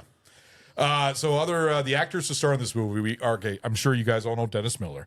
Yes. There was a Dennis Miller show on HBO. He's a very conservative comedian and everything else. Did you guys watch his show? Yeah. Yeah. It was early 90s and stuff like that. I think he does a lot of conservative, I think he's on Fox News actually, and stuff like that. But I don't think so. yeah, I read about that when I was doing the research for this movie. I saw that he's actually a commentator on Fox News. Never seen him. It must be like a late night thing or something. I have no idea, but I've seen some of Or his he stand up. was at one time. Yeah. Was, I would say yes. Now I don't. Look it up. I mean, I thought it was I mean, more recent. I think he's I like his style. I like his stand up. I watched one of his stand ups on telling jokes. YouTube and it was funny. Yeah. It was funny jokes. But he's a dick apparently. Yeah. But most comedians are. No, you can tell that he's a fucking asshole. Oh yeah, no, I got some great things about him, but we'll get into the other cast members here. Got Erica, I don't know how to say her name right, Ellen Nyack as Catherine Verto. She was in Under Siege. She was also okay. Yeah, she was also she was in a couple other movies and stuff like that. No problem showing her tits in that one. No, she's got a good rack too. And the when she pops out of the cake. Mm-hmm. Yep. We got Angie Everett as Lilith. Now, Lilith. Do you know? I know you're going to say Sorry, that. I couldn't fucking resist. All right, so Lilith. The thing that you got to know about her is she got this movie because she was Sylvester Stallone's girlfriend. How her being his girlfriend equal her getting this role? Because Sylvester Stallone was friends with the other producers, Robin Zemeckis, Joe Silver. Okay. Joe Silver is a producer of action films. So Sylvester Stallone talked to Joe Silver and her getting this role. I've seen her in other things. Yes, but this is the funny thing about this movie is that everybody on set was afraid to work with her because she was Sly's girlfriend. I'll go. People were afraid to work with her because nobody wanted to mess with her because it was Sly's girlfriend. But then in the middle of filming this movie, then Sly broke up with her. Okay. Bitches be crazy. And then she was depressed at the end of the movie and didn't really put in all of her acting for the movie. But in my opinion, She had You can tell much because acting she at all? looked disgusting. Yeah. Huh? She had much acting at all? No, she didn't do well on her. She didn't do well on her acting. I mean, Where did the difference start? I don't know because All her right, acting sucked in my opinion. She Yeah. got these little fucking one-liners, which I have. Which is fine. Yeah. It's campy. She's not a great actress. Yeah. Most people in this film weren't great in anything they did. Chris Sandrin. At least most people in this film were not great in anything they did. Chris Sarandon. Who was that? He was the evangelist. Oh. He played, which is funny because he's in a vampire film and he plays the main vampire in Fright Night. Yeah. He also played Prince Humperdinck. You also have Corey Feldman, of course, as the brother to. Once again, not a great actor. Not a great actor, but it's fun. 80s. Come on, you grew Okay. up with Corey Feldman. I can't see any actor well in this movie. Phil Fonderaco as Vincent Prather, the dwarf who plays the key role. Now, we've seen him in many movies. Seen him in Willow. Seen him in I Have not seen him fucking. Was it in Time Bandits? No, he wasn't in Time Bandits. I feel like he'd be too young for Time Bandits. Yeah, but he was in a lot of other movies where he played a dwarf, of course, in many movies. Really? Well, he is a dwarf, yeah. Really? He thought- played a dwarf in other movies? I thought he played a really tall guy. That was stupid. Oh my God. That was stupid. You know what would be amazing? No, I said that If we wrong. That find was out stupid. He is a normal dude. Yeah. He just plays a dwarf, which would be that'd be amazing acting. What other movies do you know him from? That would be amazing. A I dwarf guarantee playing. you he's got really bad joints.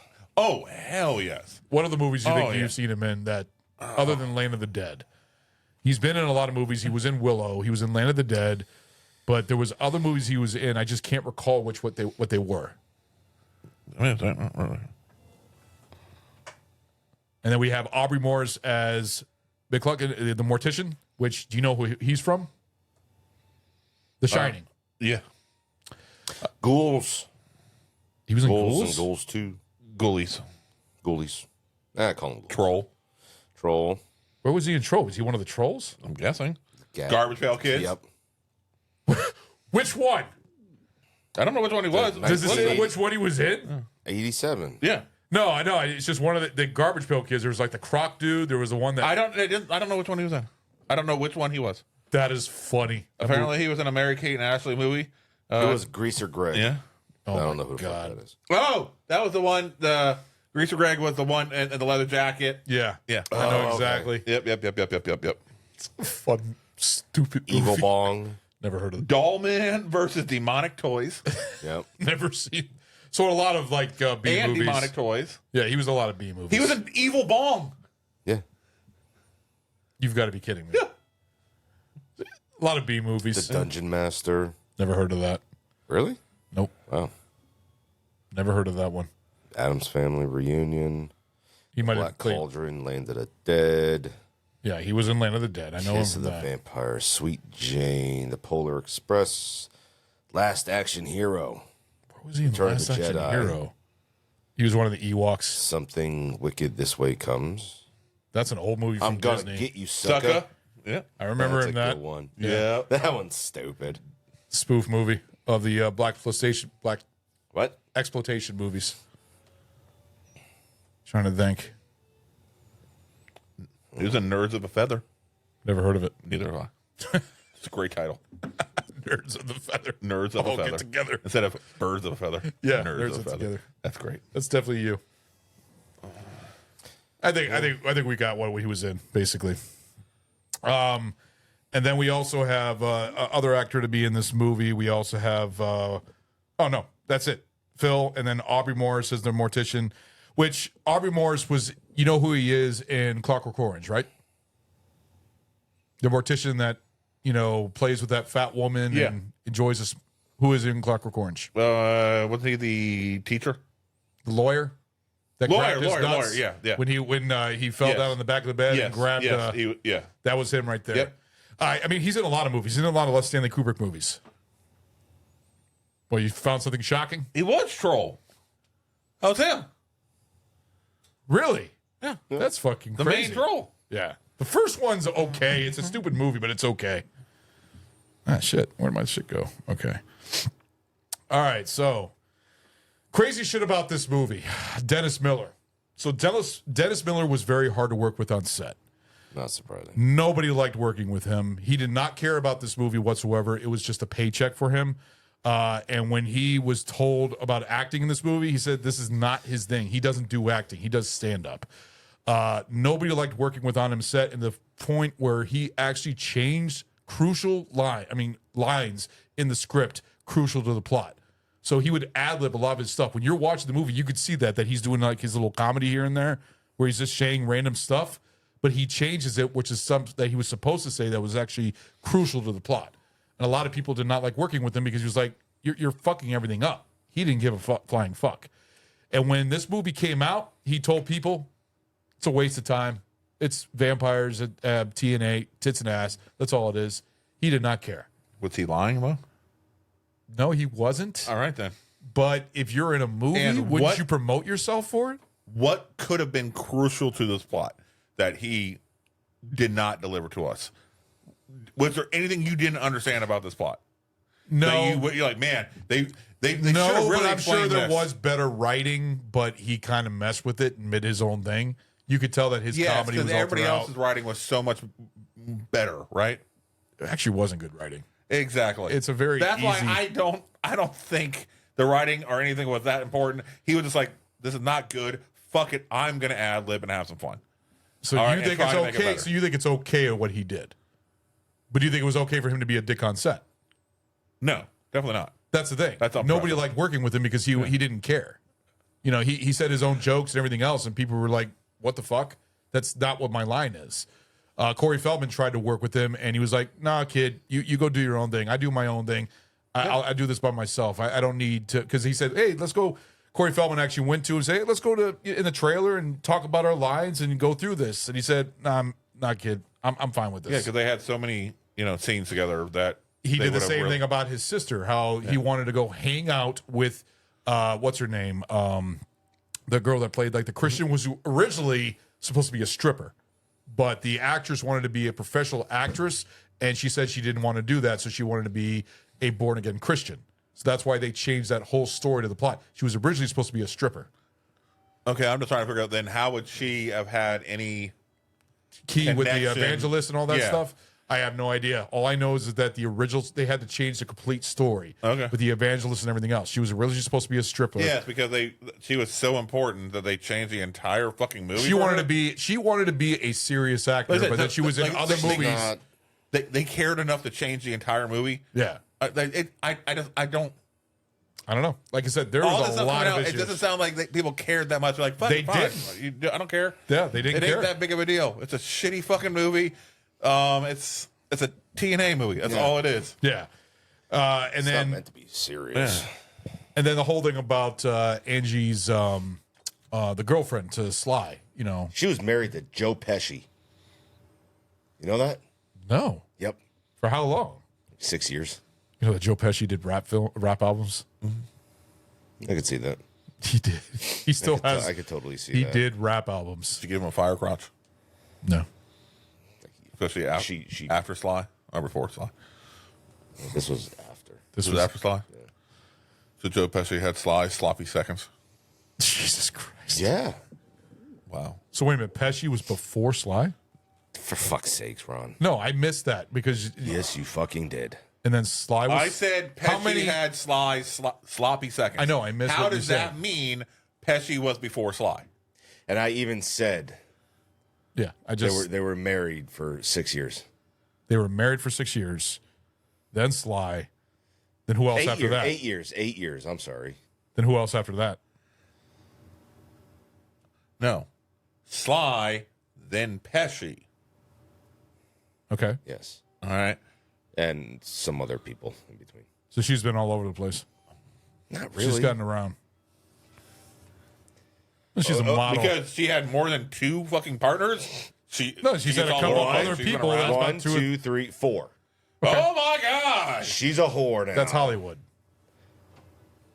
What?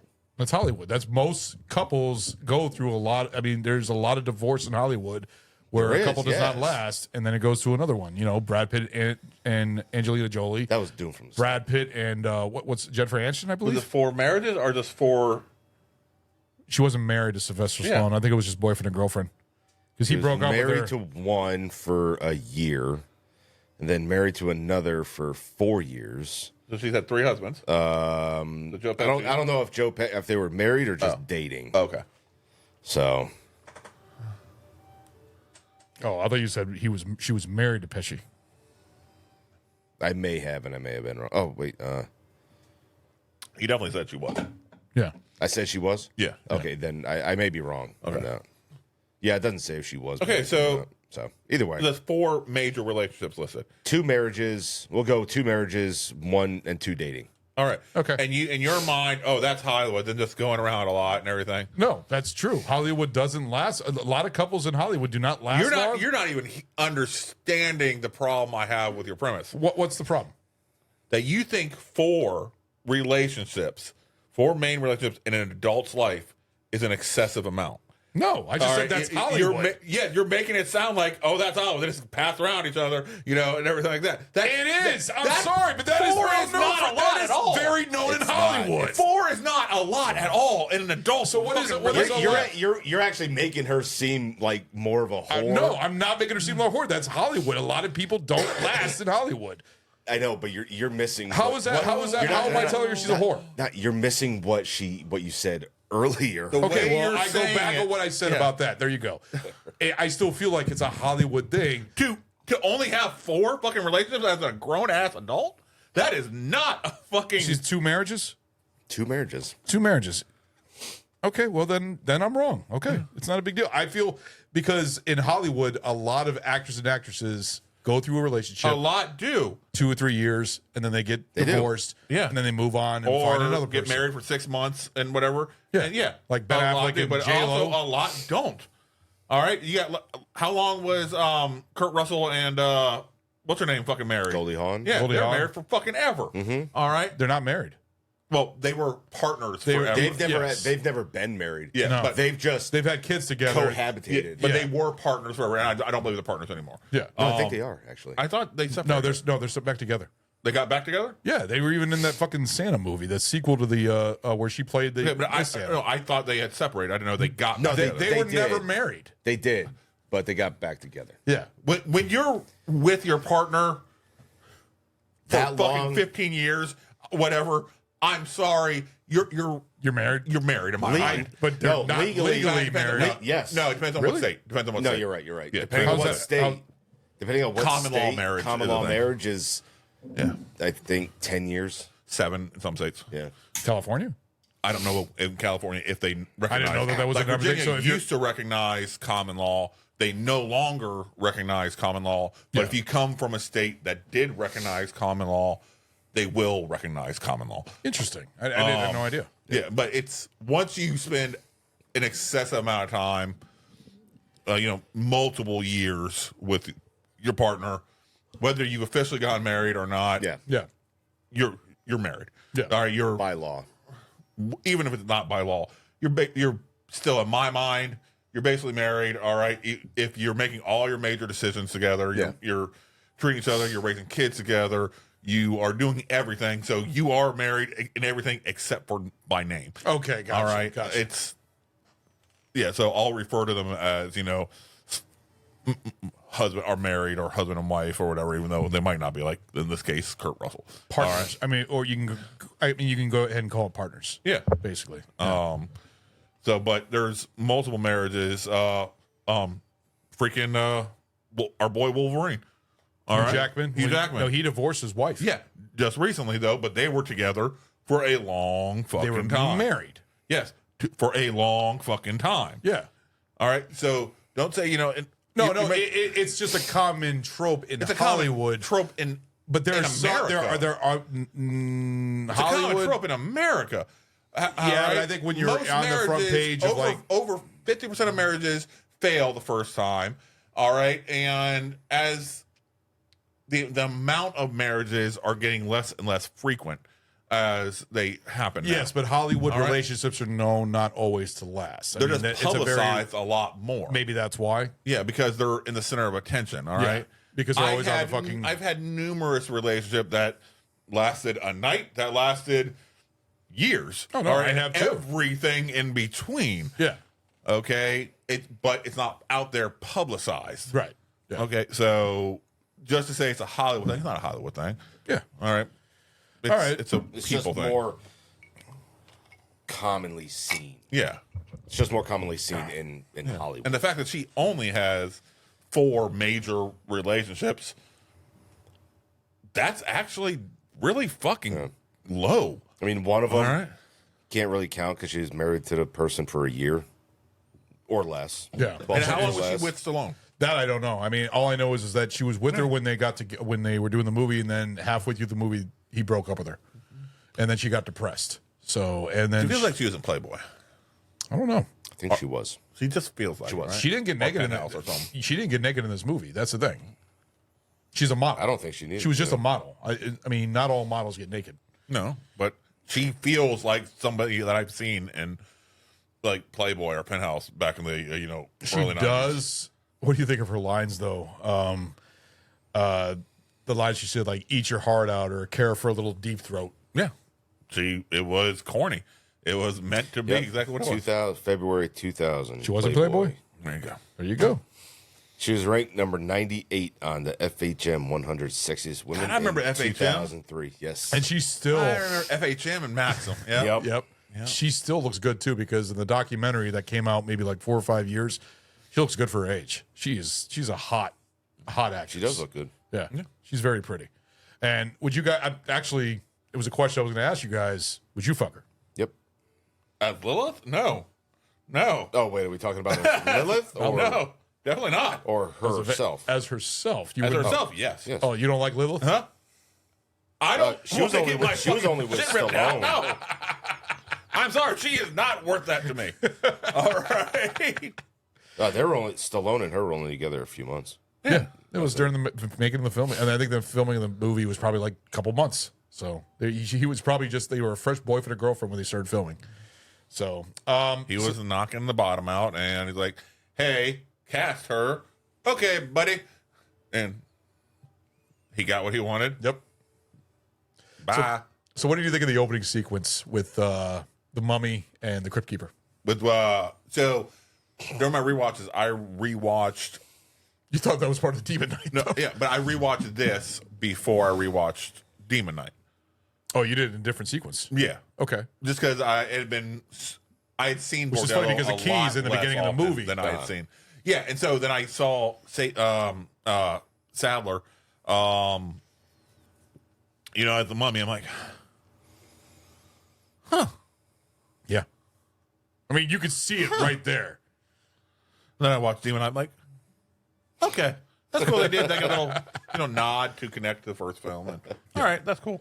But it just caught me by surprise that they would a main character make into that little throwaway character. Yeah. I think it was actually pretty neat how they did that. And I thought that his, like I said, the Crypt Keeper sequences are exactly like they did in the TV show. Tales from the Crypt Keeper show, where I had a thing in the beginning and then had a thing at the end. And I thought it was really funny. I thought it was really cool in the whole little restaurant and everything. And they do that little bet.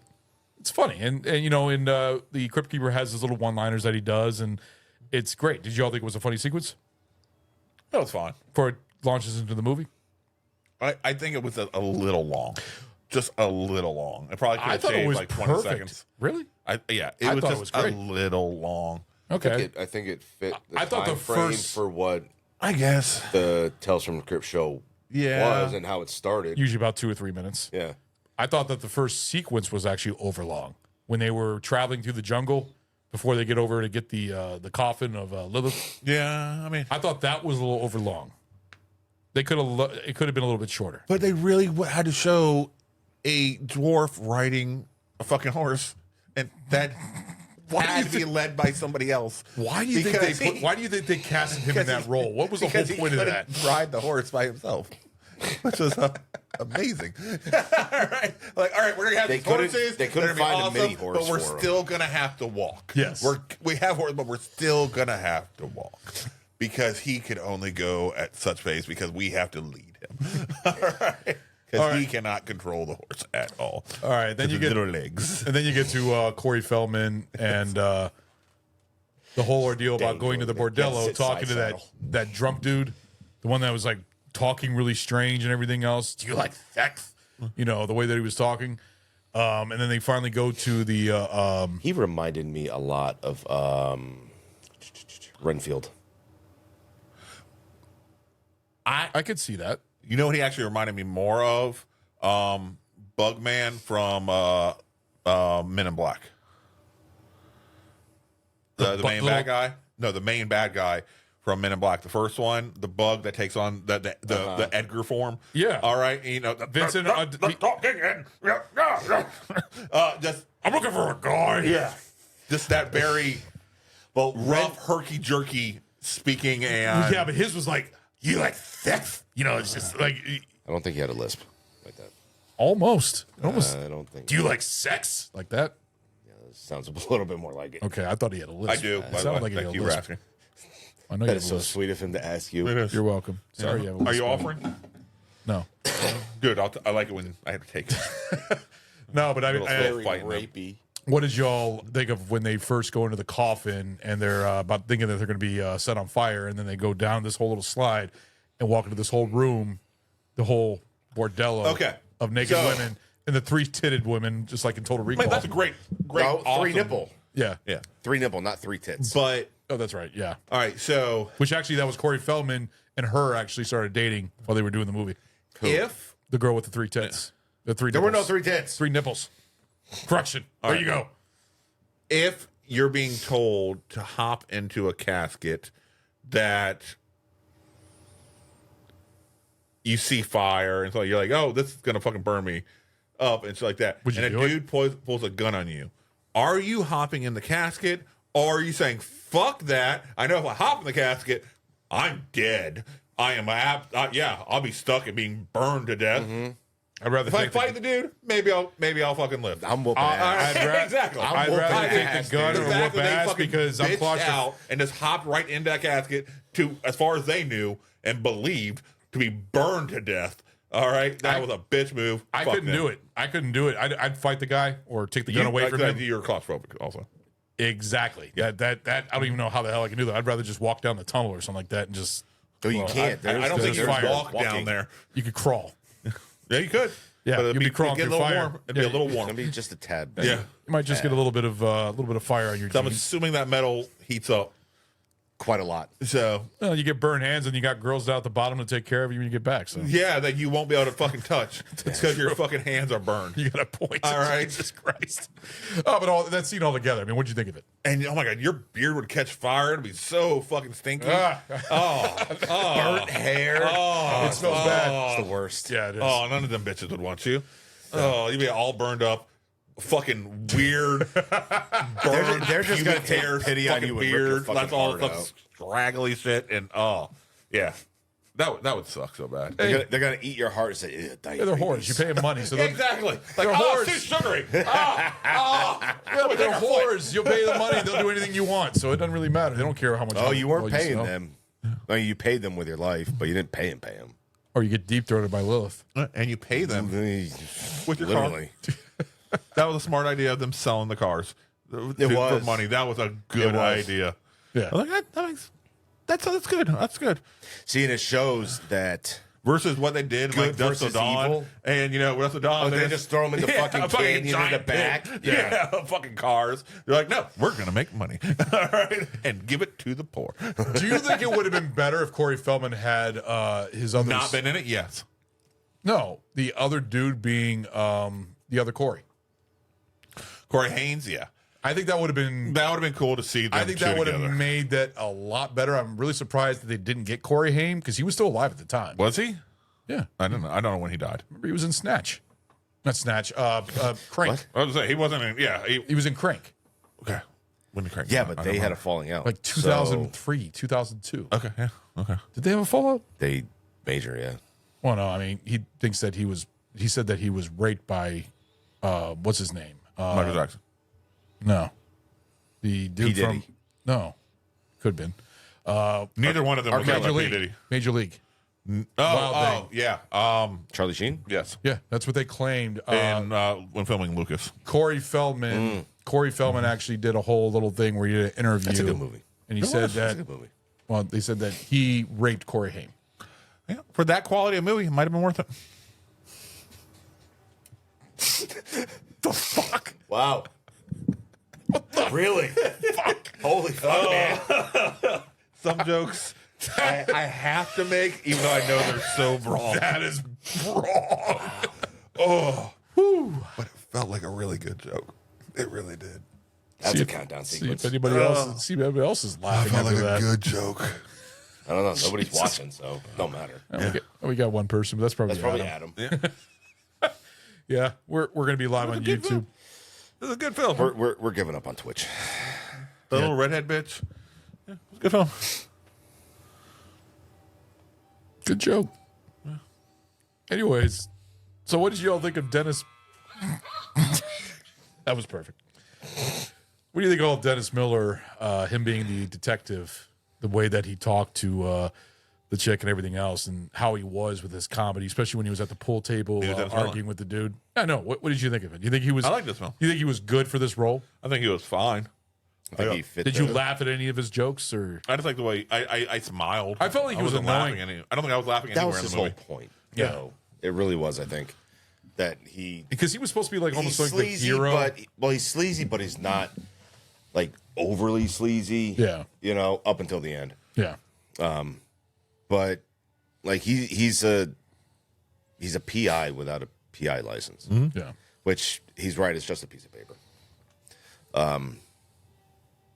And he fit the role very, very well. I like his whole when he first goes into the Bordello and the new vampire bitch takes him into the fucking dungeon. Yeah. And shit. That was a funny scene. Oh no, that was a great scene. Yeah. That was a great scene. No, There's a lot of funny scenes in this movie, and this movie That really, is a really fucking big goddamn mortuary.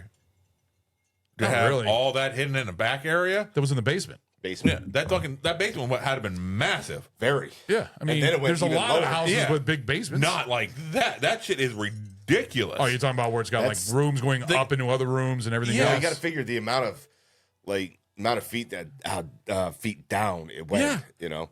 And then the thing about the first room you go into, the welcome area, Yeah. or whatever, that's a large ass fucking room. Yeah. All right. Then you had the different bedrooms. Then you had the room that felt like a very tall, high ceiling. You feel like it was fucking another it was torture room, almost like The another one whole where- house. Huh? It was like also almost another old house. I felt like it was a fucking warehouse almost underneath it. I'm like, that's fucking Did massive. you notice that it looked like it was the same fat dude every time? It was. It was, right? Yeah. Okay. In the Bordello? Yeah. Yeah. The one with the long hair? Fucking fat dude. I didn't look at his hair. There was another dude with like long hair and he was like shirtless and he was big and fat. No, I just saw the fat dude. Yeah. I saw the fat dude getting dragged around by his fucking collar. Yeah, but he was still there. He was still alive. That's the thing. So the vampires See? didn't want to kill him. I guess they just wanted to fucking cuckold him. He was basically. too fat to get through the chest. All right. Like, fuck. God damn it. Fuck. They were bleeding him. So what did you think of the evangelist, Sandrin? I think he did I liked actually him. enjoyed him in the role. And then when they start going into the bordello with the fucking super soaker guns with the holy water, oh, that was a funny scene. That was a fun scene. Yeah. That was a fun scene. Very Lost Boyish. action flicky. It was. It felt Yes. like Lost Boys. Yes. And I think that's It what it worked was an well. ode to. I think that's what it was an ode to because Corey Feldman being in Lost Boys, and then you see him as a vampire, but his lines were fucking horrible. Especially, I mean, he was really cheesy on his lines. And he really wanted to fuck his sister. Yeah, he did. Yeah. That's a His vampire. little vamper dick was getting Even before fucking that, hard. I felt like the little interaction at the beginning of the film, it felt like he was. See, I think they were You thought probably there was like incest? stepbrother, stepsister, maybe. It No, felt I think they were real brother and it felt sister. like he wanted to do bad things to her. Oh, I guarantee And he did. Yeah, I'm like, What'd you think of the? yeah. And then I just know what he does nowadays. I'm like, oh, you're a dirty fucker. He just feels so slimy. Come on, you gotta love his guitar solo. He just feels so slimy. Oh, no, Corey Feldman. Yes. Oh. I know, but if you met Corey Feldman, would you Even did you ever see any of the bullshit show he tried to do bullshit where he's show? trying to rip off basically Hugh Hefner? He's trying to pretend like he's Hugh Hefner. Oh my and has God. the fake, Yeah, I know exactly what you're multiple girlfriends. No. remember him in? Oh, it is bad. He's walking around like a robe all the time. He's like, oh, we do this, we do that. And like, the girl's like, he is kind of strange looking for an old dude. Like he's got a weird face and he's just dirty. He's a small guy, but I'm sure you'd love to meet him. I would not leave my kids alone with him. Oh, really? Yeah. You feel that uncomfortable around him? Yeah, just everything about him just screams, oh, this is Wrong. Yeah. I mean, I'd meet him. I could see that. Just to say, hey, It's Corey I Feldman. liked you in some movies. Goodies. Yeah, you're cool. Stand by me. Burps. But Not enough to put Yeah. your kid around him to get an autograph or like and that. I also feel like he rode The short Corey bus? Haim's fucking, death for his own benefit. You think that do you think the whole thing's a lie? I didn't say necessarily all of it's a lie, but I think he purposely exaggerates a lot of shit to make him more center focused. I will and I'm just like, I'll agree with you on that. Everything he does just feels slimy to me since he became an adult. Well, he's having a good time now. I mean, he's on that losers tour with Fred Durst and all them and everything, and he was a big, huge thing on Instagram and TikTok. You've seen him; he is horrible. Yeah, he does really He bad. is fucking horrible. He tries to be like a Michael Jackson rocker, but he's enjoying his life. Go and enjoy your life. I'm not complaining about it. I understand that he is not anything to see, but he is having fun with his life. I don't know where he gets the money for it. I don't understand where he gets the money for it. People pay for it. People pay to go see him. It's Corey Feldman. They grew up with him in the 80s. I mean, everybody thinks of his mouth from the Going to Goonies. see Limp Bizkit. That's true. Fred Durst is amazing. I love Limp Bizkit. So and whoever else is on tour. The Losers Tour. I don't know who else. He's just like an added thing. Who else? Yeah, my phone's set up for the thing. Who else is on the Losers Tour? I know it's Limp Bizkit. It's either Fred Durst and Limp Bizkit. I know it's Corey Feldman, but I think it's called the Losers Tour. I think it's almost over with too because it was during the whole summer, especially when that whole fucking summer's fucking over. Yeah, it's fall now. The Corey Feldman solo was like a huge thing on TikTok and Instagram. I kept seeing it on my feed. It was crazy. He's stupid. I don't see he's stupid. I think he's just enjoying life. I'd leave it alone. In my opinion, if he's happy, he's happy. Loserville. Is it Loserville? Yeah. All right. So who's on tour? Little Tour 2024. Presented by Morning Boy. I don't know what the fuck that is. I remember him a little cameo in Citizen Toxie. Remember that in Trauma Film?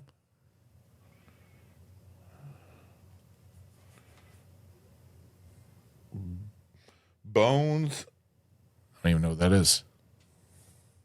Nate No Face, Corey Feldman, Riff Raff to join all. I've heard of Riff Raff. Is that it? Is Limp Bizkit on there? Because I know Fred Durst was a part of that tour.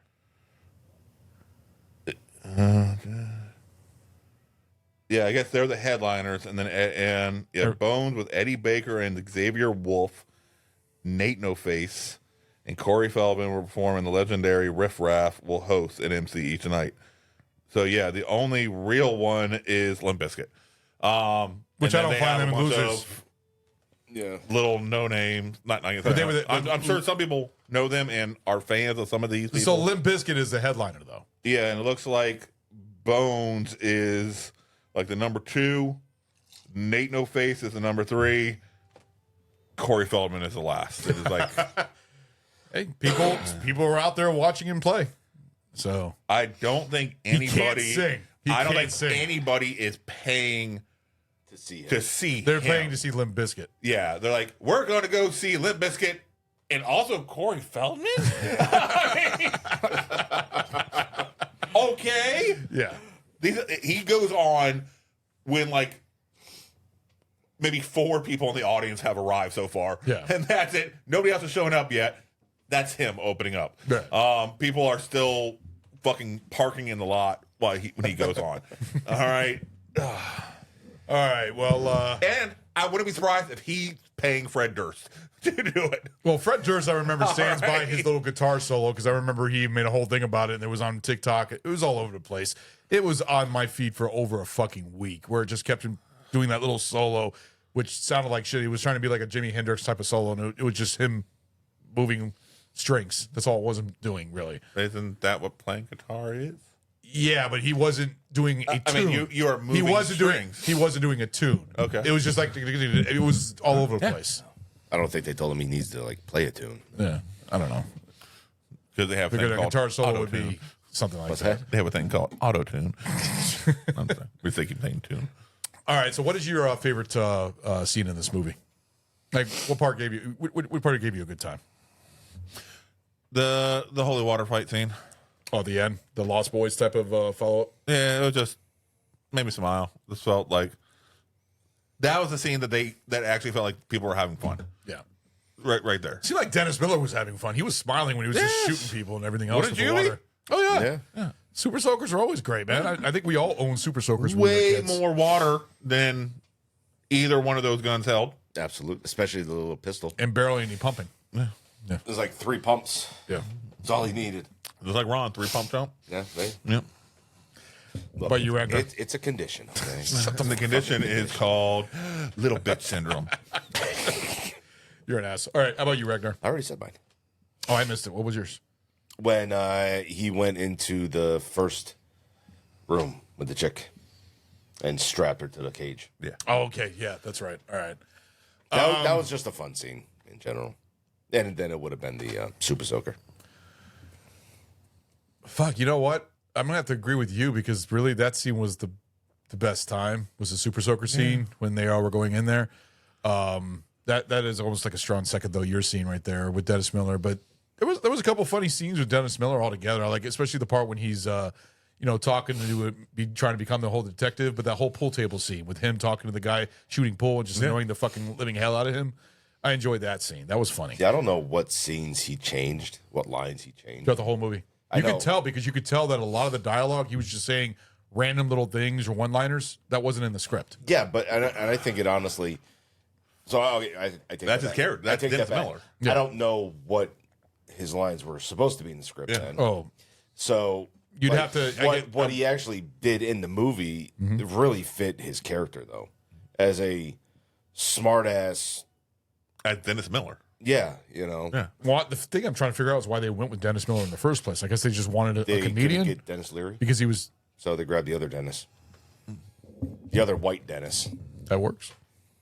Couldn't grab Dennis Rodman. Yeah, would have been even worse of a film if they did. It really would have been. It would have been like his movie. No, I mean, it's not good. Like I said.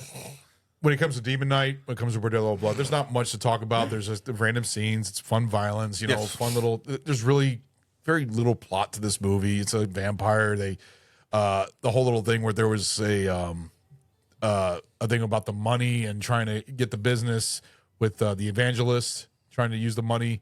I didn't understand that whole thing. Did you? Yeah, he was using the money, one, for charity because he was trying to do God's work, but also two, to spread his ministry. He was a slime bag preacher, but I don't think he was a. They could have made him slimier. They could have made him all. But he wasn't because he kind of turned like almost like a. No, he was. I believe he legit was trying to do good things. Yeah, but he was also an asshole. Yeah. So everything I think he was doing was coming from a good place that just got kind of twisted around. It was a common trope with evangelists because evangelists, more a lot of evangelists say they'd come out and would. Be these money grubbing fucking whores. Yep. But they're also then doing everything wrong underneath the sun behind closed doors. Mm-hmm. Yeah. It really didn't seem like he was doing wrong stuff necessarily, except for, in his mind, killing sinners. That's what removing dirty sinners. Yeah. And then selling off their shit to, donate to the charity and stuff like that. So he was still doing good things in his mind. Yeah. Versus a lot of these other slime bag, super preachers and stuff like that. They're out there raping, fucking taking their parishioners' money, damning homosexuals while then doing homosexual acts. Yep. It's like that. Everything it's a common trope. Yeah. Yeah. He wasn't bad. He wasn't bad. He was. No, he did a good job. Yeah, it's really cool that they got him to do the role being the main vampire in Fright Night. Yes. Because I thought he was great in Fright Night. Fright Night's a fun film. That's another fun film from the 80s. So I think we're pretty much done with Who this. would have won in a fight? Him or was it Colin Farrell who did the remake? Yeah. Yeah. Which vampire would you think would have won in a fight? Colin Farrell or his vampire? His. Yeah, the original. I think he was more powerful. Colin Farrell was just more for the looks. I don't know. He seemed powerful. I mean, you go for the Colin Farrell, then go for Colin Farrell. I think the original was better. I might. I think classic. How about you, Ragnar? I say Colin Farrell. There you go. Who's your favorite character in this? Oh, you want to go for characters? Shit. I mean, not really many. You know what? The Evangelist. Okay. I liked him. He was fun. I had no problem with him. I liked the part when he was hiding inside the when they were on the strip bar and trying not to get seen. He's like got a hood over his head and everything. I enjoyed him. I enjoyed it. It sucked that he died, but it's a common little horror movie. There's going to be one of the guys that dies and stuff like that. But I liked his whole Southern accent that he did. It was fun. I enjoyed him. He was my favorite. Okay. Dennis Miller's character. He fit the role very well, and like I said, I don't know what the script was supposed to be for him. Yeah, but I think his lines fit his smarmy snarkiness. Yeah, I think he did well with it. Yours? Probably the Undertaker. The one that loved to play with his body. I mean, he was just fucking pervert. He was, but he was having fun. The fat chick Fun being a fucking pervert. Yeah, he was like getting high. The fucking gases from the dead he body. said he would join them if the fucking hell. The house wasn't so fucking busy tonight. He'd be in there fucking them too. When Corey Feldman and his buddies showed up. So you thought he fucked the dead bodies? Oh, I'm 100%. Oh yeah, 100%. He gets high on their gases. But he was also it seemed like he was having fun no matter what he was doing. Yeah. Yeah, answering the door, talking shit to Dennis Miller when he wanted to come in, and then them basically having that coded talk the entire time. I thought his death was great. Yeah. When he gets hit by the car, he's just been put aside. I thought his death was wonderful. Yeah. It just seemed like he was really enjoying his job. Yeah, well, he was also a Stanley Kubrick alumni. Yeah, there you go. So there you go. So, all right. I guess we can get into the Pine reviews. But before we get into Pine reviews, okay, which movie do you prefer? Demon Knight, by far. Okay. So you and by far. And why is that? Because it's a better film. It better acting overall. I mean, I guess better effects in Demon Knight. I'm just trying to think. I mean, Bordello, there wasn't super effects driven. I mean, you had them when they're melting and catching fire, but yeah, all that was very cheesy. Yeah, I mean, when the opening thing when she's turning from the skeleton to the fully alive Lilith, I thought it was good. Was such hard cuts in between the different it was evolutions 80s of her. cheese in the 90s. That's how I saw it. But that to me, I mean, it's like very very cheap. Everything was. But I think, do you think that was what they about it was? Do you think that was what they were going for? Do you think they were going for cheap, or do you think because they didn't really have that big? If of a they budget? were going for cheap, I think they may have succeeded, but they felt like they weren't purposely going for it. They felt like, oh, this is good enough. Fuck it, let's roll. Let's go to the next one. Well, this Fuck movie it, was. let's roll. Let's go to the next one. Movie was such a big flop. They didn't give a. It didn't feel like anybody gave, and it showed any fucks, and it showed versus Demon Knight, where it felt like people were having fun. It was. That's the thing. So They were all, there was no problems on set with Demon Knight. Yeah. There were so many problems on set with this one, and this movie flopped so bad that the third one that they were planning on making didn't do well. It was more of a direct-to-video release. This isn't even what the second one was supposed to be. No, the first one actually. I don't know if you guys saw it, and there's a end credit sequence in Demon Knight where the Crypt Keeper at the end of the movie after the titles. Goo told me it was in Bordello, but it wasn't. It was actually in Demon Knight. Yep. And he says, "Prepare for my next movie that's coming out." I don't even remember what the name of the movie. Dead Easy. Yeah, it's supposed to be zombie voodoo stuff in New Orleans. So they were doing. So that's what Ritual was. No, it was close to it because that was. They came out years later. So they actually had a full script and everything. And it did it ever get made with a different, not Tales from the Crypt name? No. Okay. Yeah, I didn't understand that. It didn't get made. Bordello of Blood came out a year after Demon Knight. Yeah, because it was just thrown together real quick. Yeah, cash grab for him. Yeah. Okay. So, what do you prefer? By a hair, Bordello of Blood. Not much, but it is a hair. Disappointed in you. Such is life, man. Demon Knight. Demon Knight is the best one. I mean, you know what? I've always said how much I didn't really care for this movie, but watching it again, it is stupid. It's not a well-made movie, but it's fun. It's a fun, good TNA, vampire, gore, stupid lines, but it's a fun movie to have in the background. I can have that in the background during a Halloween party, and people would probably have a good time seeing that.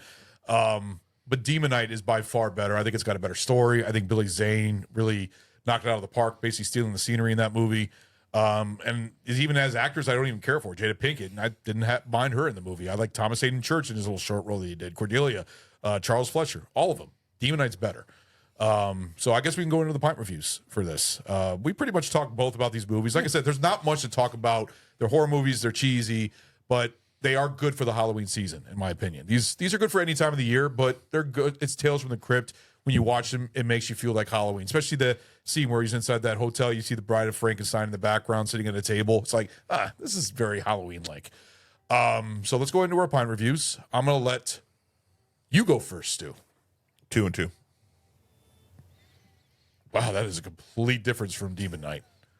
Yeah. 2 and 2. Yes, it is. Explain. I don't think nearly enjoyable. I think the acting is not good across the board. Even Dennis Miller. Dennis Miller is just, he's not even acting. He's just Dennis Miller. He's doing his comic. Which is fine. Yeah. I mean, I'm assuming they cast Dennis Miller. If you had to pick an actor that did the best acting in this movie, who is it? Oh, I say Sandrin. I say The Evangelist. I thought his was the best.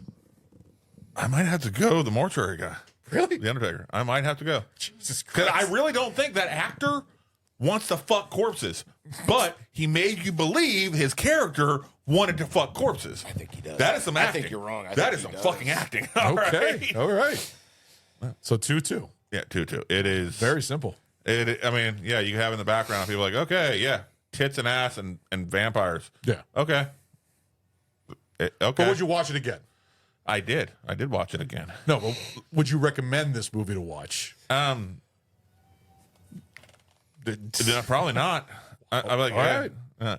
There's so many films that are better than this that in all of our lives we have such limited time, and yeah, why do you want to spend it watching this?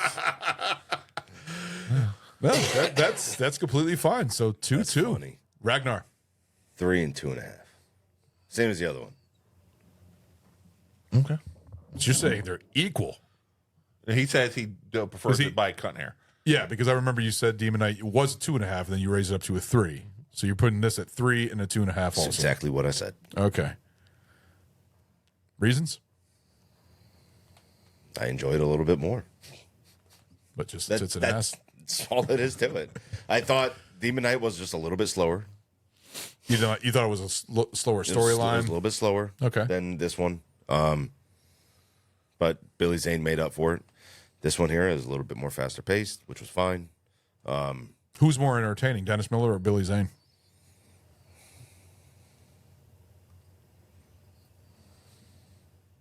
Dennis Rodman. The fact you had to think about that. Maybe on his off-court antics, or even his skill on the court. Yes, sure, more entertaining. But yeah, acting definitely not. I know. I mean, Billy Zane's fucking one-liners and shit. And Dennis Rodman married himself. Huh? Dennis Rodman married himself. He's a strange I'm not dude. surprised. Strange dude. So. Yep. All right. I'll finalize my pod review here.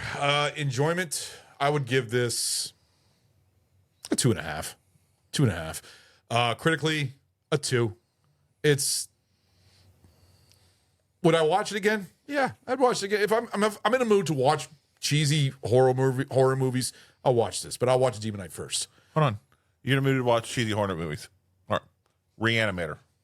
Reanimator's better than this. By far. By leaps and bounds. Yes. That's my fucking point. Yes. There's so many better cheesy movies that you could watch than this. So why would you waste your time? Because when it comes to the Tales from the Crypt series, I enjoyed the series, so I enjoyed Demon Knight. So if I watch Demon Knight, I feel like I have to watch Bordello of Blood.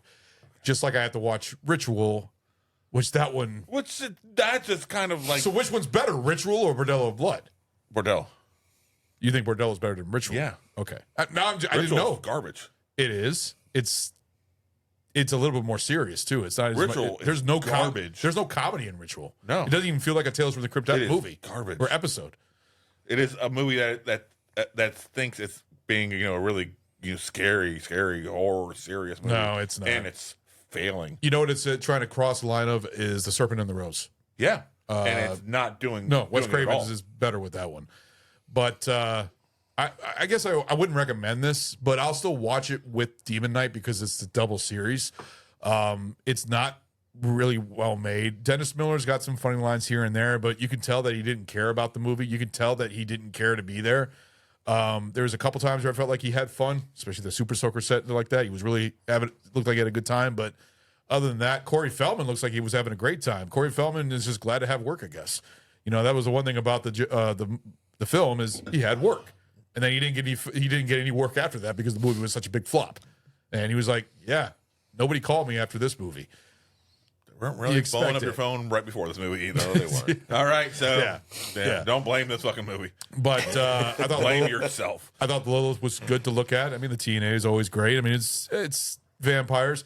I thought the Morticianer, he was strange. Seeing that scene with him playing with the fat woman was a little like I completely forgot about this scene. Yeah. Like, I don't remember that scene in the movie for some reason.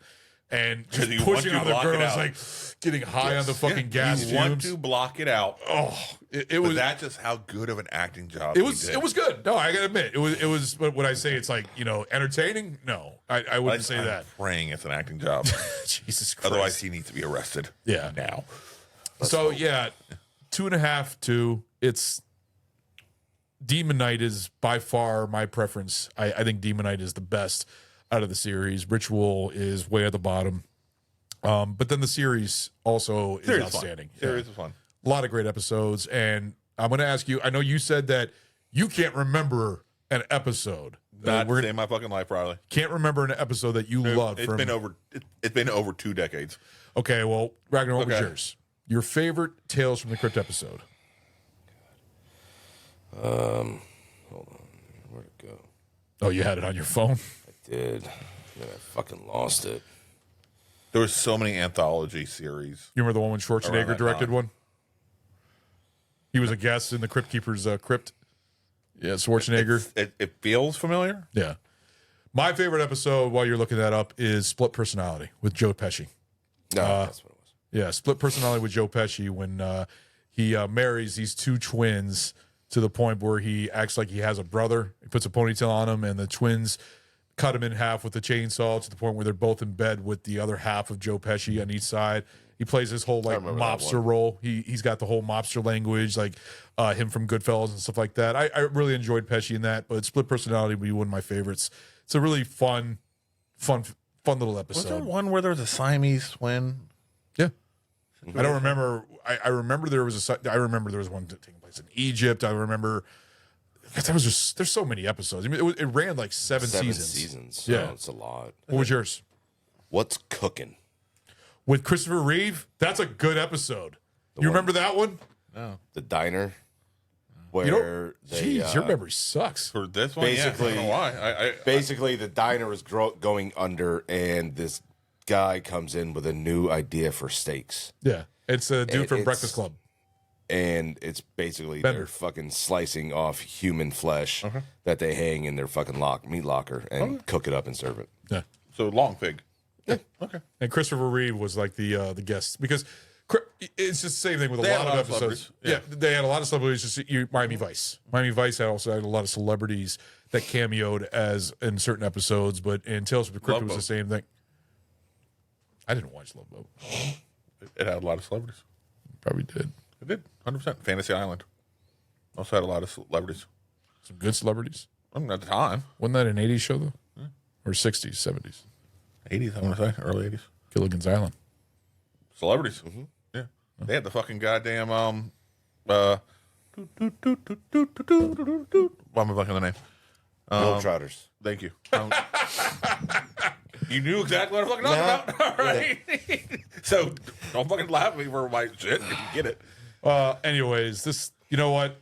This was a fun episode. I actually had a lot of fun with this. I really appreciate you guys being a part of this. This was, like I said, this wasn't anything crazy like your Night of the Living Dead was. That's a masterpiece in film, as horror and stuff like that. This is cheesy horror right here. I picked something easy. And I already have my plan for my next year's film, which is going to be. fuck off. All right, I got mine's ready. Return of the Living Dead. Fuck off. Return of the Living Dead. That's a classic right there. But no, I'm just glad that we were a part of this, and thank you guys. This was so much fun. So that is the end of our episode. The next episode to drop after this one is 28 days and 28 weeks later, which Ragnar is hosting. A lot of double features. Yeah. A lot of double features. All except the Halloween episode, which is 13 Ghosts, one movie. Everybody else has got double movie. All right. So, got. Looking forward to it. It's going to be fun. I've never seen 28 weeks. 28 days was a great 28 days was film. good, but it's 28 weeks. Oh, it's fun. I'm going to say Because I've never seen it's that good. It's good. I don't want to use the word fun. But no, it's good. It just 28 days sticks out to me so much more because it does. How much it turns everything on its head. You at the time, it was so different. Yeah. Than what was being done. Yeah. And it just took the genre for a totally different change. The way like Shaun of the Dead took the genre a different direction. Yeah. And I give credit to it. Well, we're looking forward to that. Looking forward to Ragnar's episode next week for our Halloween series. And then we have Terrifier 1 and Terrifier 2, and then our finale with 13 Ghosts. So that's the end of our episode, guys. We will see you all later. Bye. No, you won't.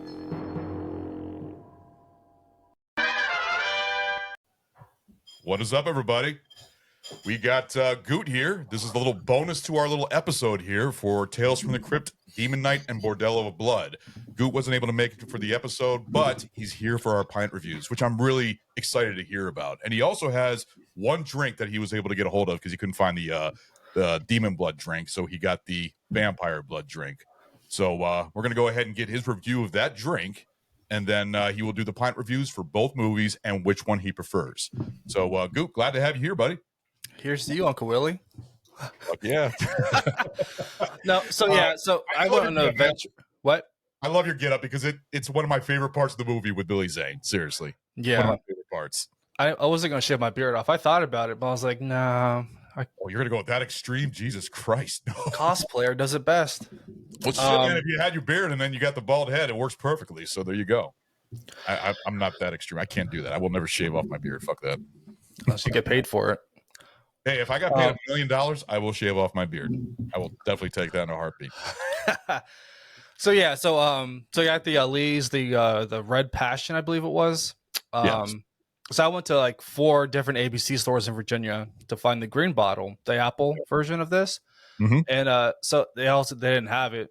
So my one that I always go to, ABC store, the manager, I'm good friends with him. I was like, can you look up to see where the nearest location for this is? And he's like, I got you, buddy. So he looks it up. And he goes, you want to go for a long drive? Because that mess is in Fredericksburg. I'm like, that son of a bitch. Spicy boner! Fuck me. Ron, you set me up. Oh, wow. You get a spicy boner already. Jesus Christ, Goot. Here's to you, Ron. Yep. Okay, I'll go ahead and spin the wheel for you, buddy. Let's see what you got here. Of course, gonna see what happens if it's you have any mini bottles if you get a barrel of punishment? I'll call for a shot. I'll do a shot of Malort, whatever. Swig of Malort. It might have to end up being that because we might be landing on stuff here or... Oh, you got grab something yummy. You lucky fuck. You got grab something yummy, so you really aren't even getting punished. Man.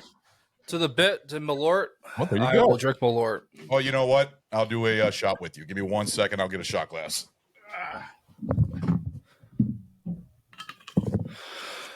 Boom, boom, boom. So always funny. I always try to go out of my way for finding stuff the liquor wise. Always try to find something new. So I was definitely surprised. All I could see was the Red Passion, the orange one or yellow with the pineapple one. So there was a blue one, and like I was looking for that too. But there was my adventures. Yeah, there's 4 different colors. Really? I didn't know that. They're not that much of an alcohol content though. That's one thing we found out. I think it's only like 16%. And after you do your review, I'll tell you what the guys gave for the review on the other ones because it was different. But here's the BAF and Goot. Something yummy. Oh yeah, here we go. What a great way to start the morning. Oh yeah. All right, so hopefully you didn't ruin your taste buds before you're about to drink that drink, but I don't know. I'm curious what you think about it. So.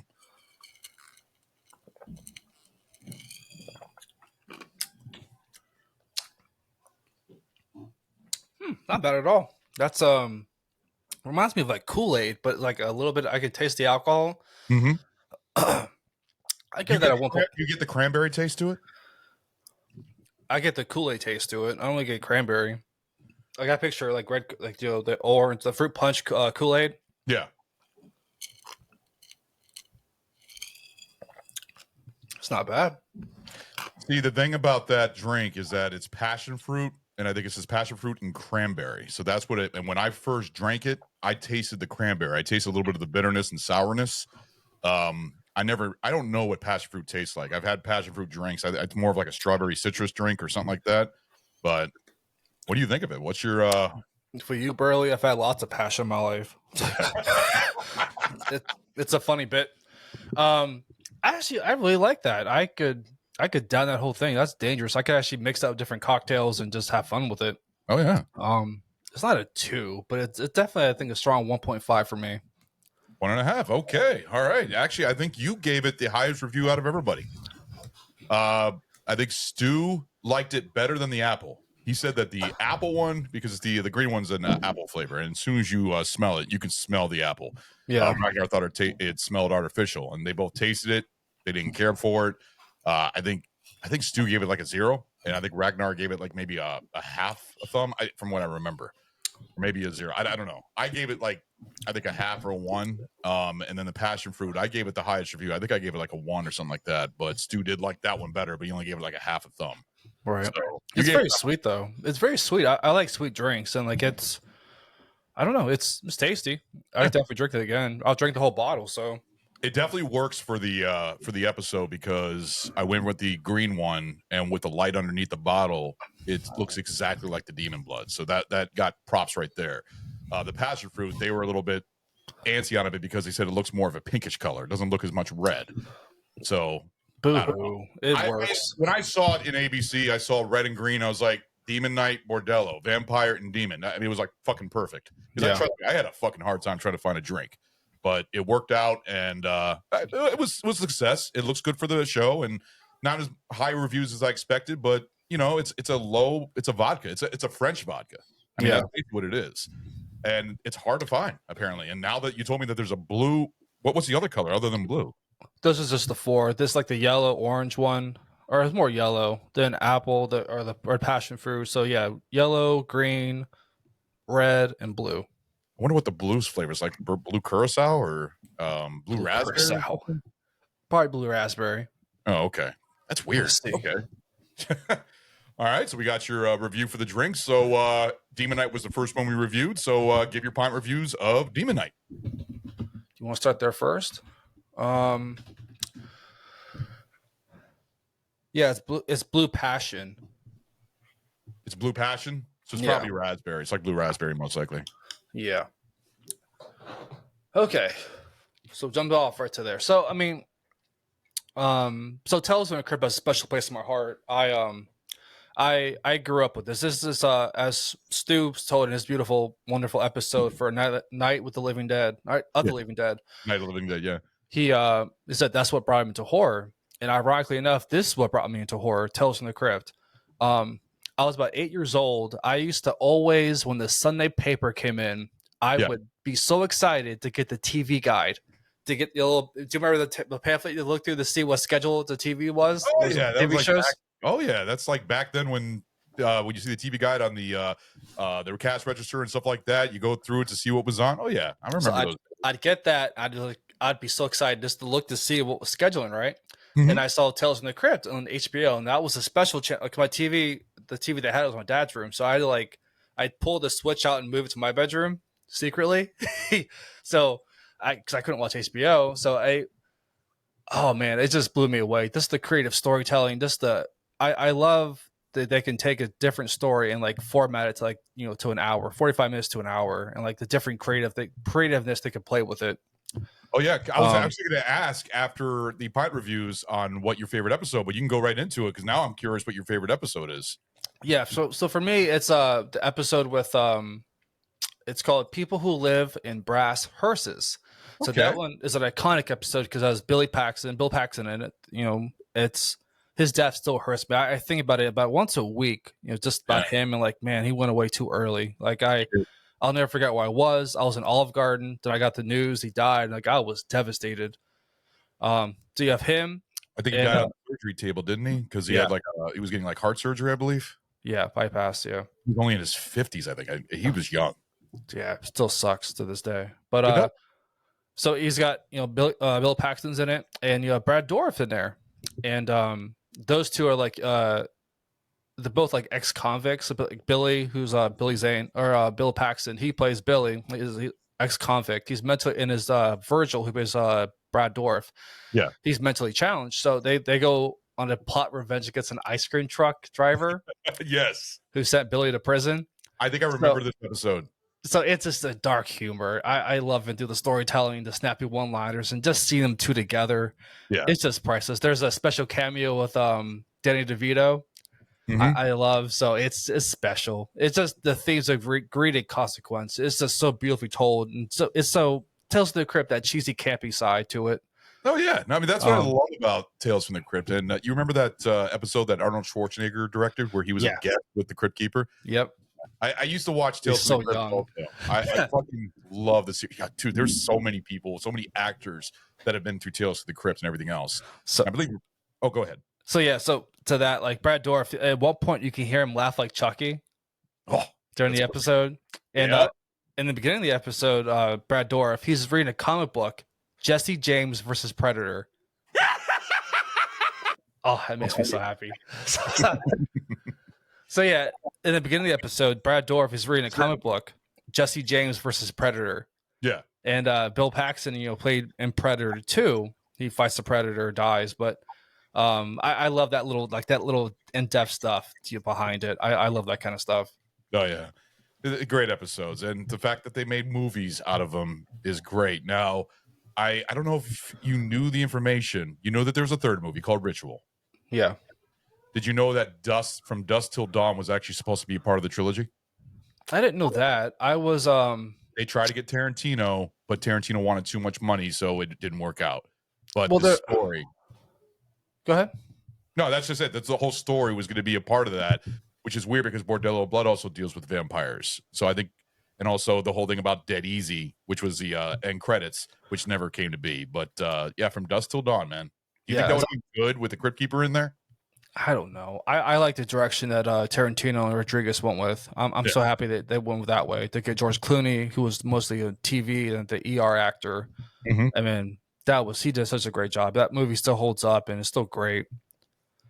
But yeah, the Dead Easy part is AKA Fat Tuesday, when it takes place in New Orleans. So it's I wish I would do anything for like more stuff like this. I know currently on Shudder they have Creep Show and like they have like Christmas specials, and they're trying to use the Tales from the Crypt like formula, and it's good. Each season is good. You prefer Creep Show or do you prefer Tales from the Crypt? Just for the Crypt Keeper, Tales from the Crypt. There you go. Good. So where do you want me to start first? What movie? Demon Knight. Demon Knight's gonna be the first one. So we already got your episode of Tales from the Crypt, which is great. Demon Knight, unless you want to do this, you can also pick your favorite scene in Demon Knight and your favorite scene in Bordello of Blood, because that was a question that was asked to the other guys. I'll pass on it. Let's save time. So go ahead and give your pint reviews for Demon Knight, and then do your pint reviews for Bordello of Blood, and then which movie do you prefer? I mean, like which one is your number one, your go-to? So sure. All right, so yeah, as we wrap up the discussion about Demon Knight, I want, for me, enjoyments of 5. I love this movie. Like just Billy Zane, like just the creative they could bring to it. So enjoyments of 5. I watched this movie. I was lucky enough to see this movie in the theater. I've seen both these in theater. So you saw it when it was a re-release. You didn't see it back when it first came out. No, I was way too young for that. This came out in 1995, so I was only 7 years old. Yeah. But yeah, I caught the TV shows before I could see this. I didn't get to this like VHS.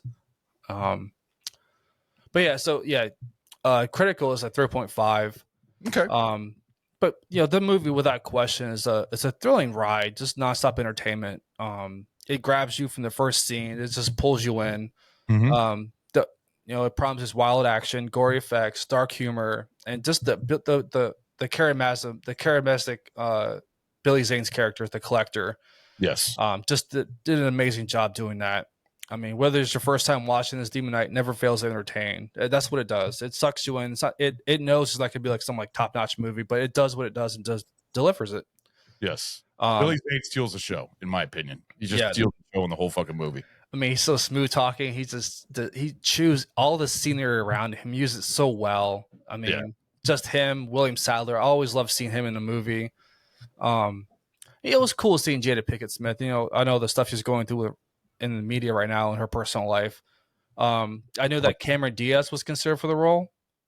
I didn't know that. I didn't find that in the research. Really? Yeah, she was considered for the role, but the director was strong hold on Pinkett Smith. So, well, he used her. I think she was in the movie. I think Juice, because the other movies that he's done, he's in the one with Juice, which Tupac basically. Yeah, he did Bones to Snoop Dogg, Ernest Dickerson.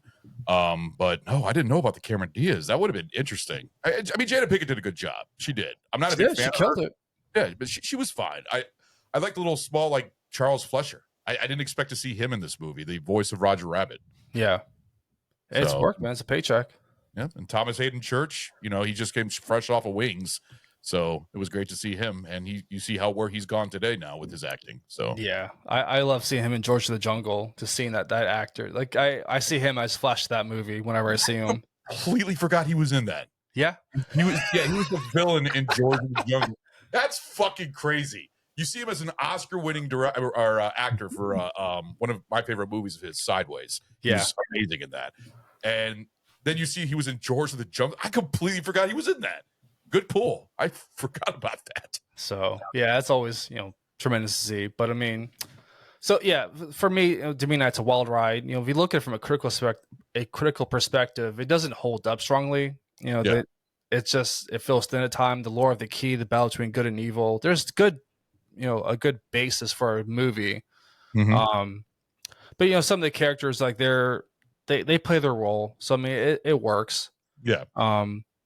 It definitely benefits from the CGI practical effects over CGI, lending a tactile, gritty quality. It feels real. Mm-hmm. That's missing in so much horror movies nowadays.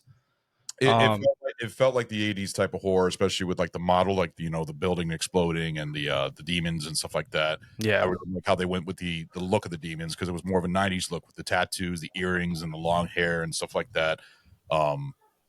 It's a fun movie. It's a fun horror film. That's how I see it, as a fun, enjoyable horror film. Exactly. Yeah. So in conclusion, if you're a horror fan, you'll find plenty to love here. It's so for pure enjoyment, it's 5 out of 5 for me.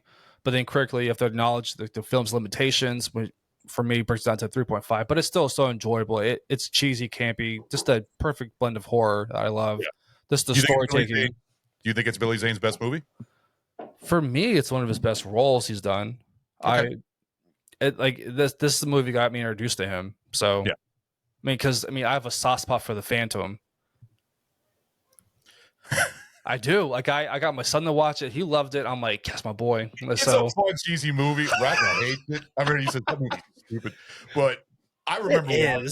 Remember the movie The Shadow with Alec Baldwin? I love that movie.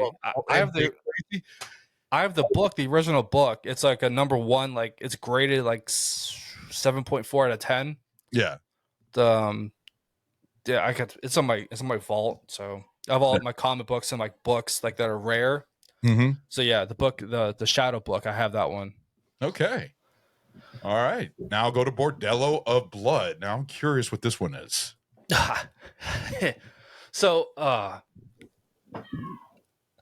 So for enjoyment wise, it's still a 5 for me. I love it.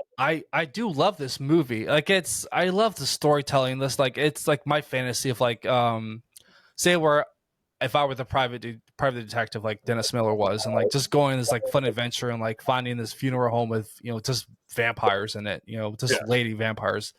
That's like my fantasy. I love that kind of stuff. That's why it's an enjoyment. I love watching the movie. I mean, critically, for me, it's a 2.5. I think that's what it was for most of the guys here, believe it or not.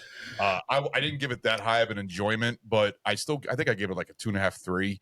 But the fact about it is that it's a vampire TNA flick. It's a good movie to have in the background during a Halloween party. It's just good fun.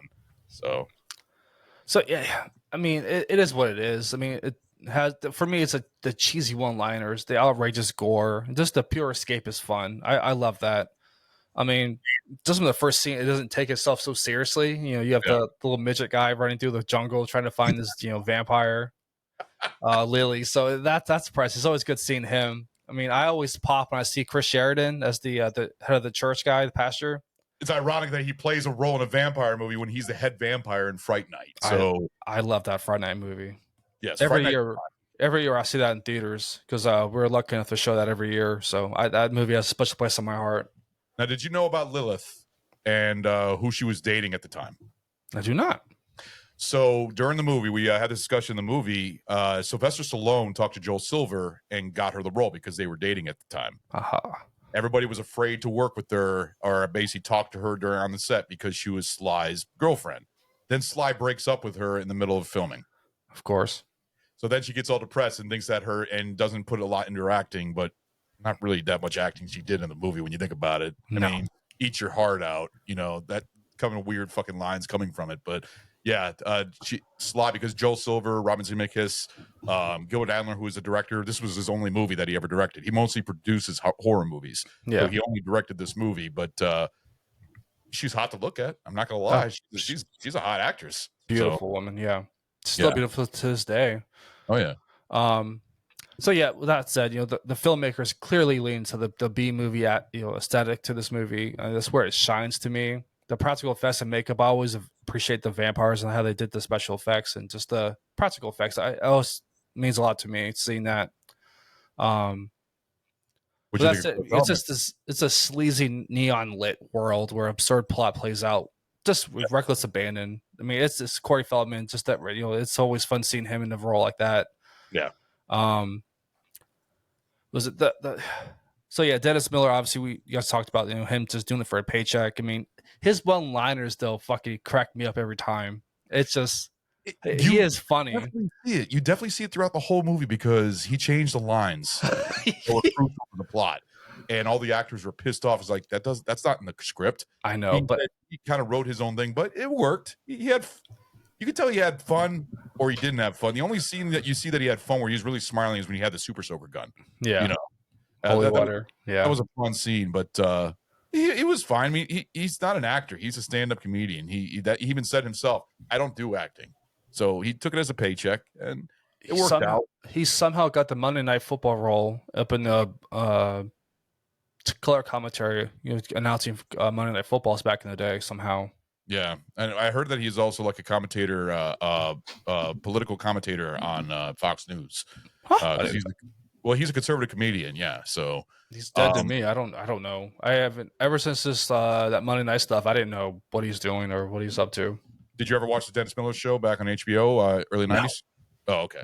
I watched a couple of his YouTube, like on YouTube, to see some of his stuff, and he's funny. He's a good stand-up comedian, like a mediocre comedian, but he was big in the day, so that's why they used him. So, yeah. So in conclusion, like the for this movie, like the humor and just the campiness works for me. I mean, just unfortunately the lack of emotional depth to the characters, because they all fall prey to the vampires. That's all it leads towards. So, yeah.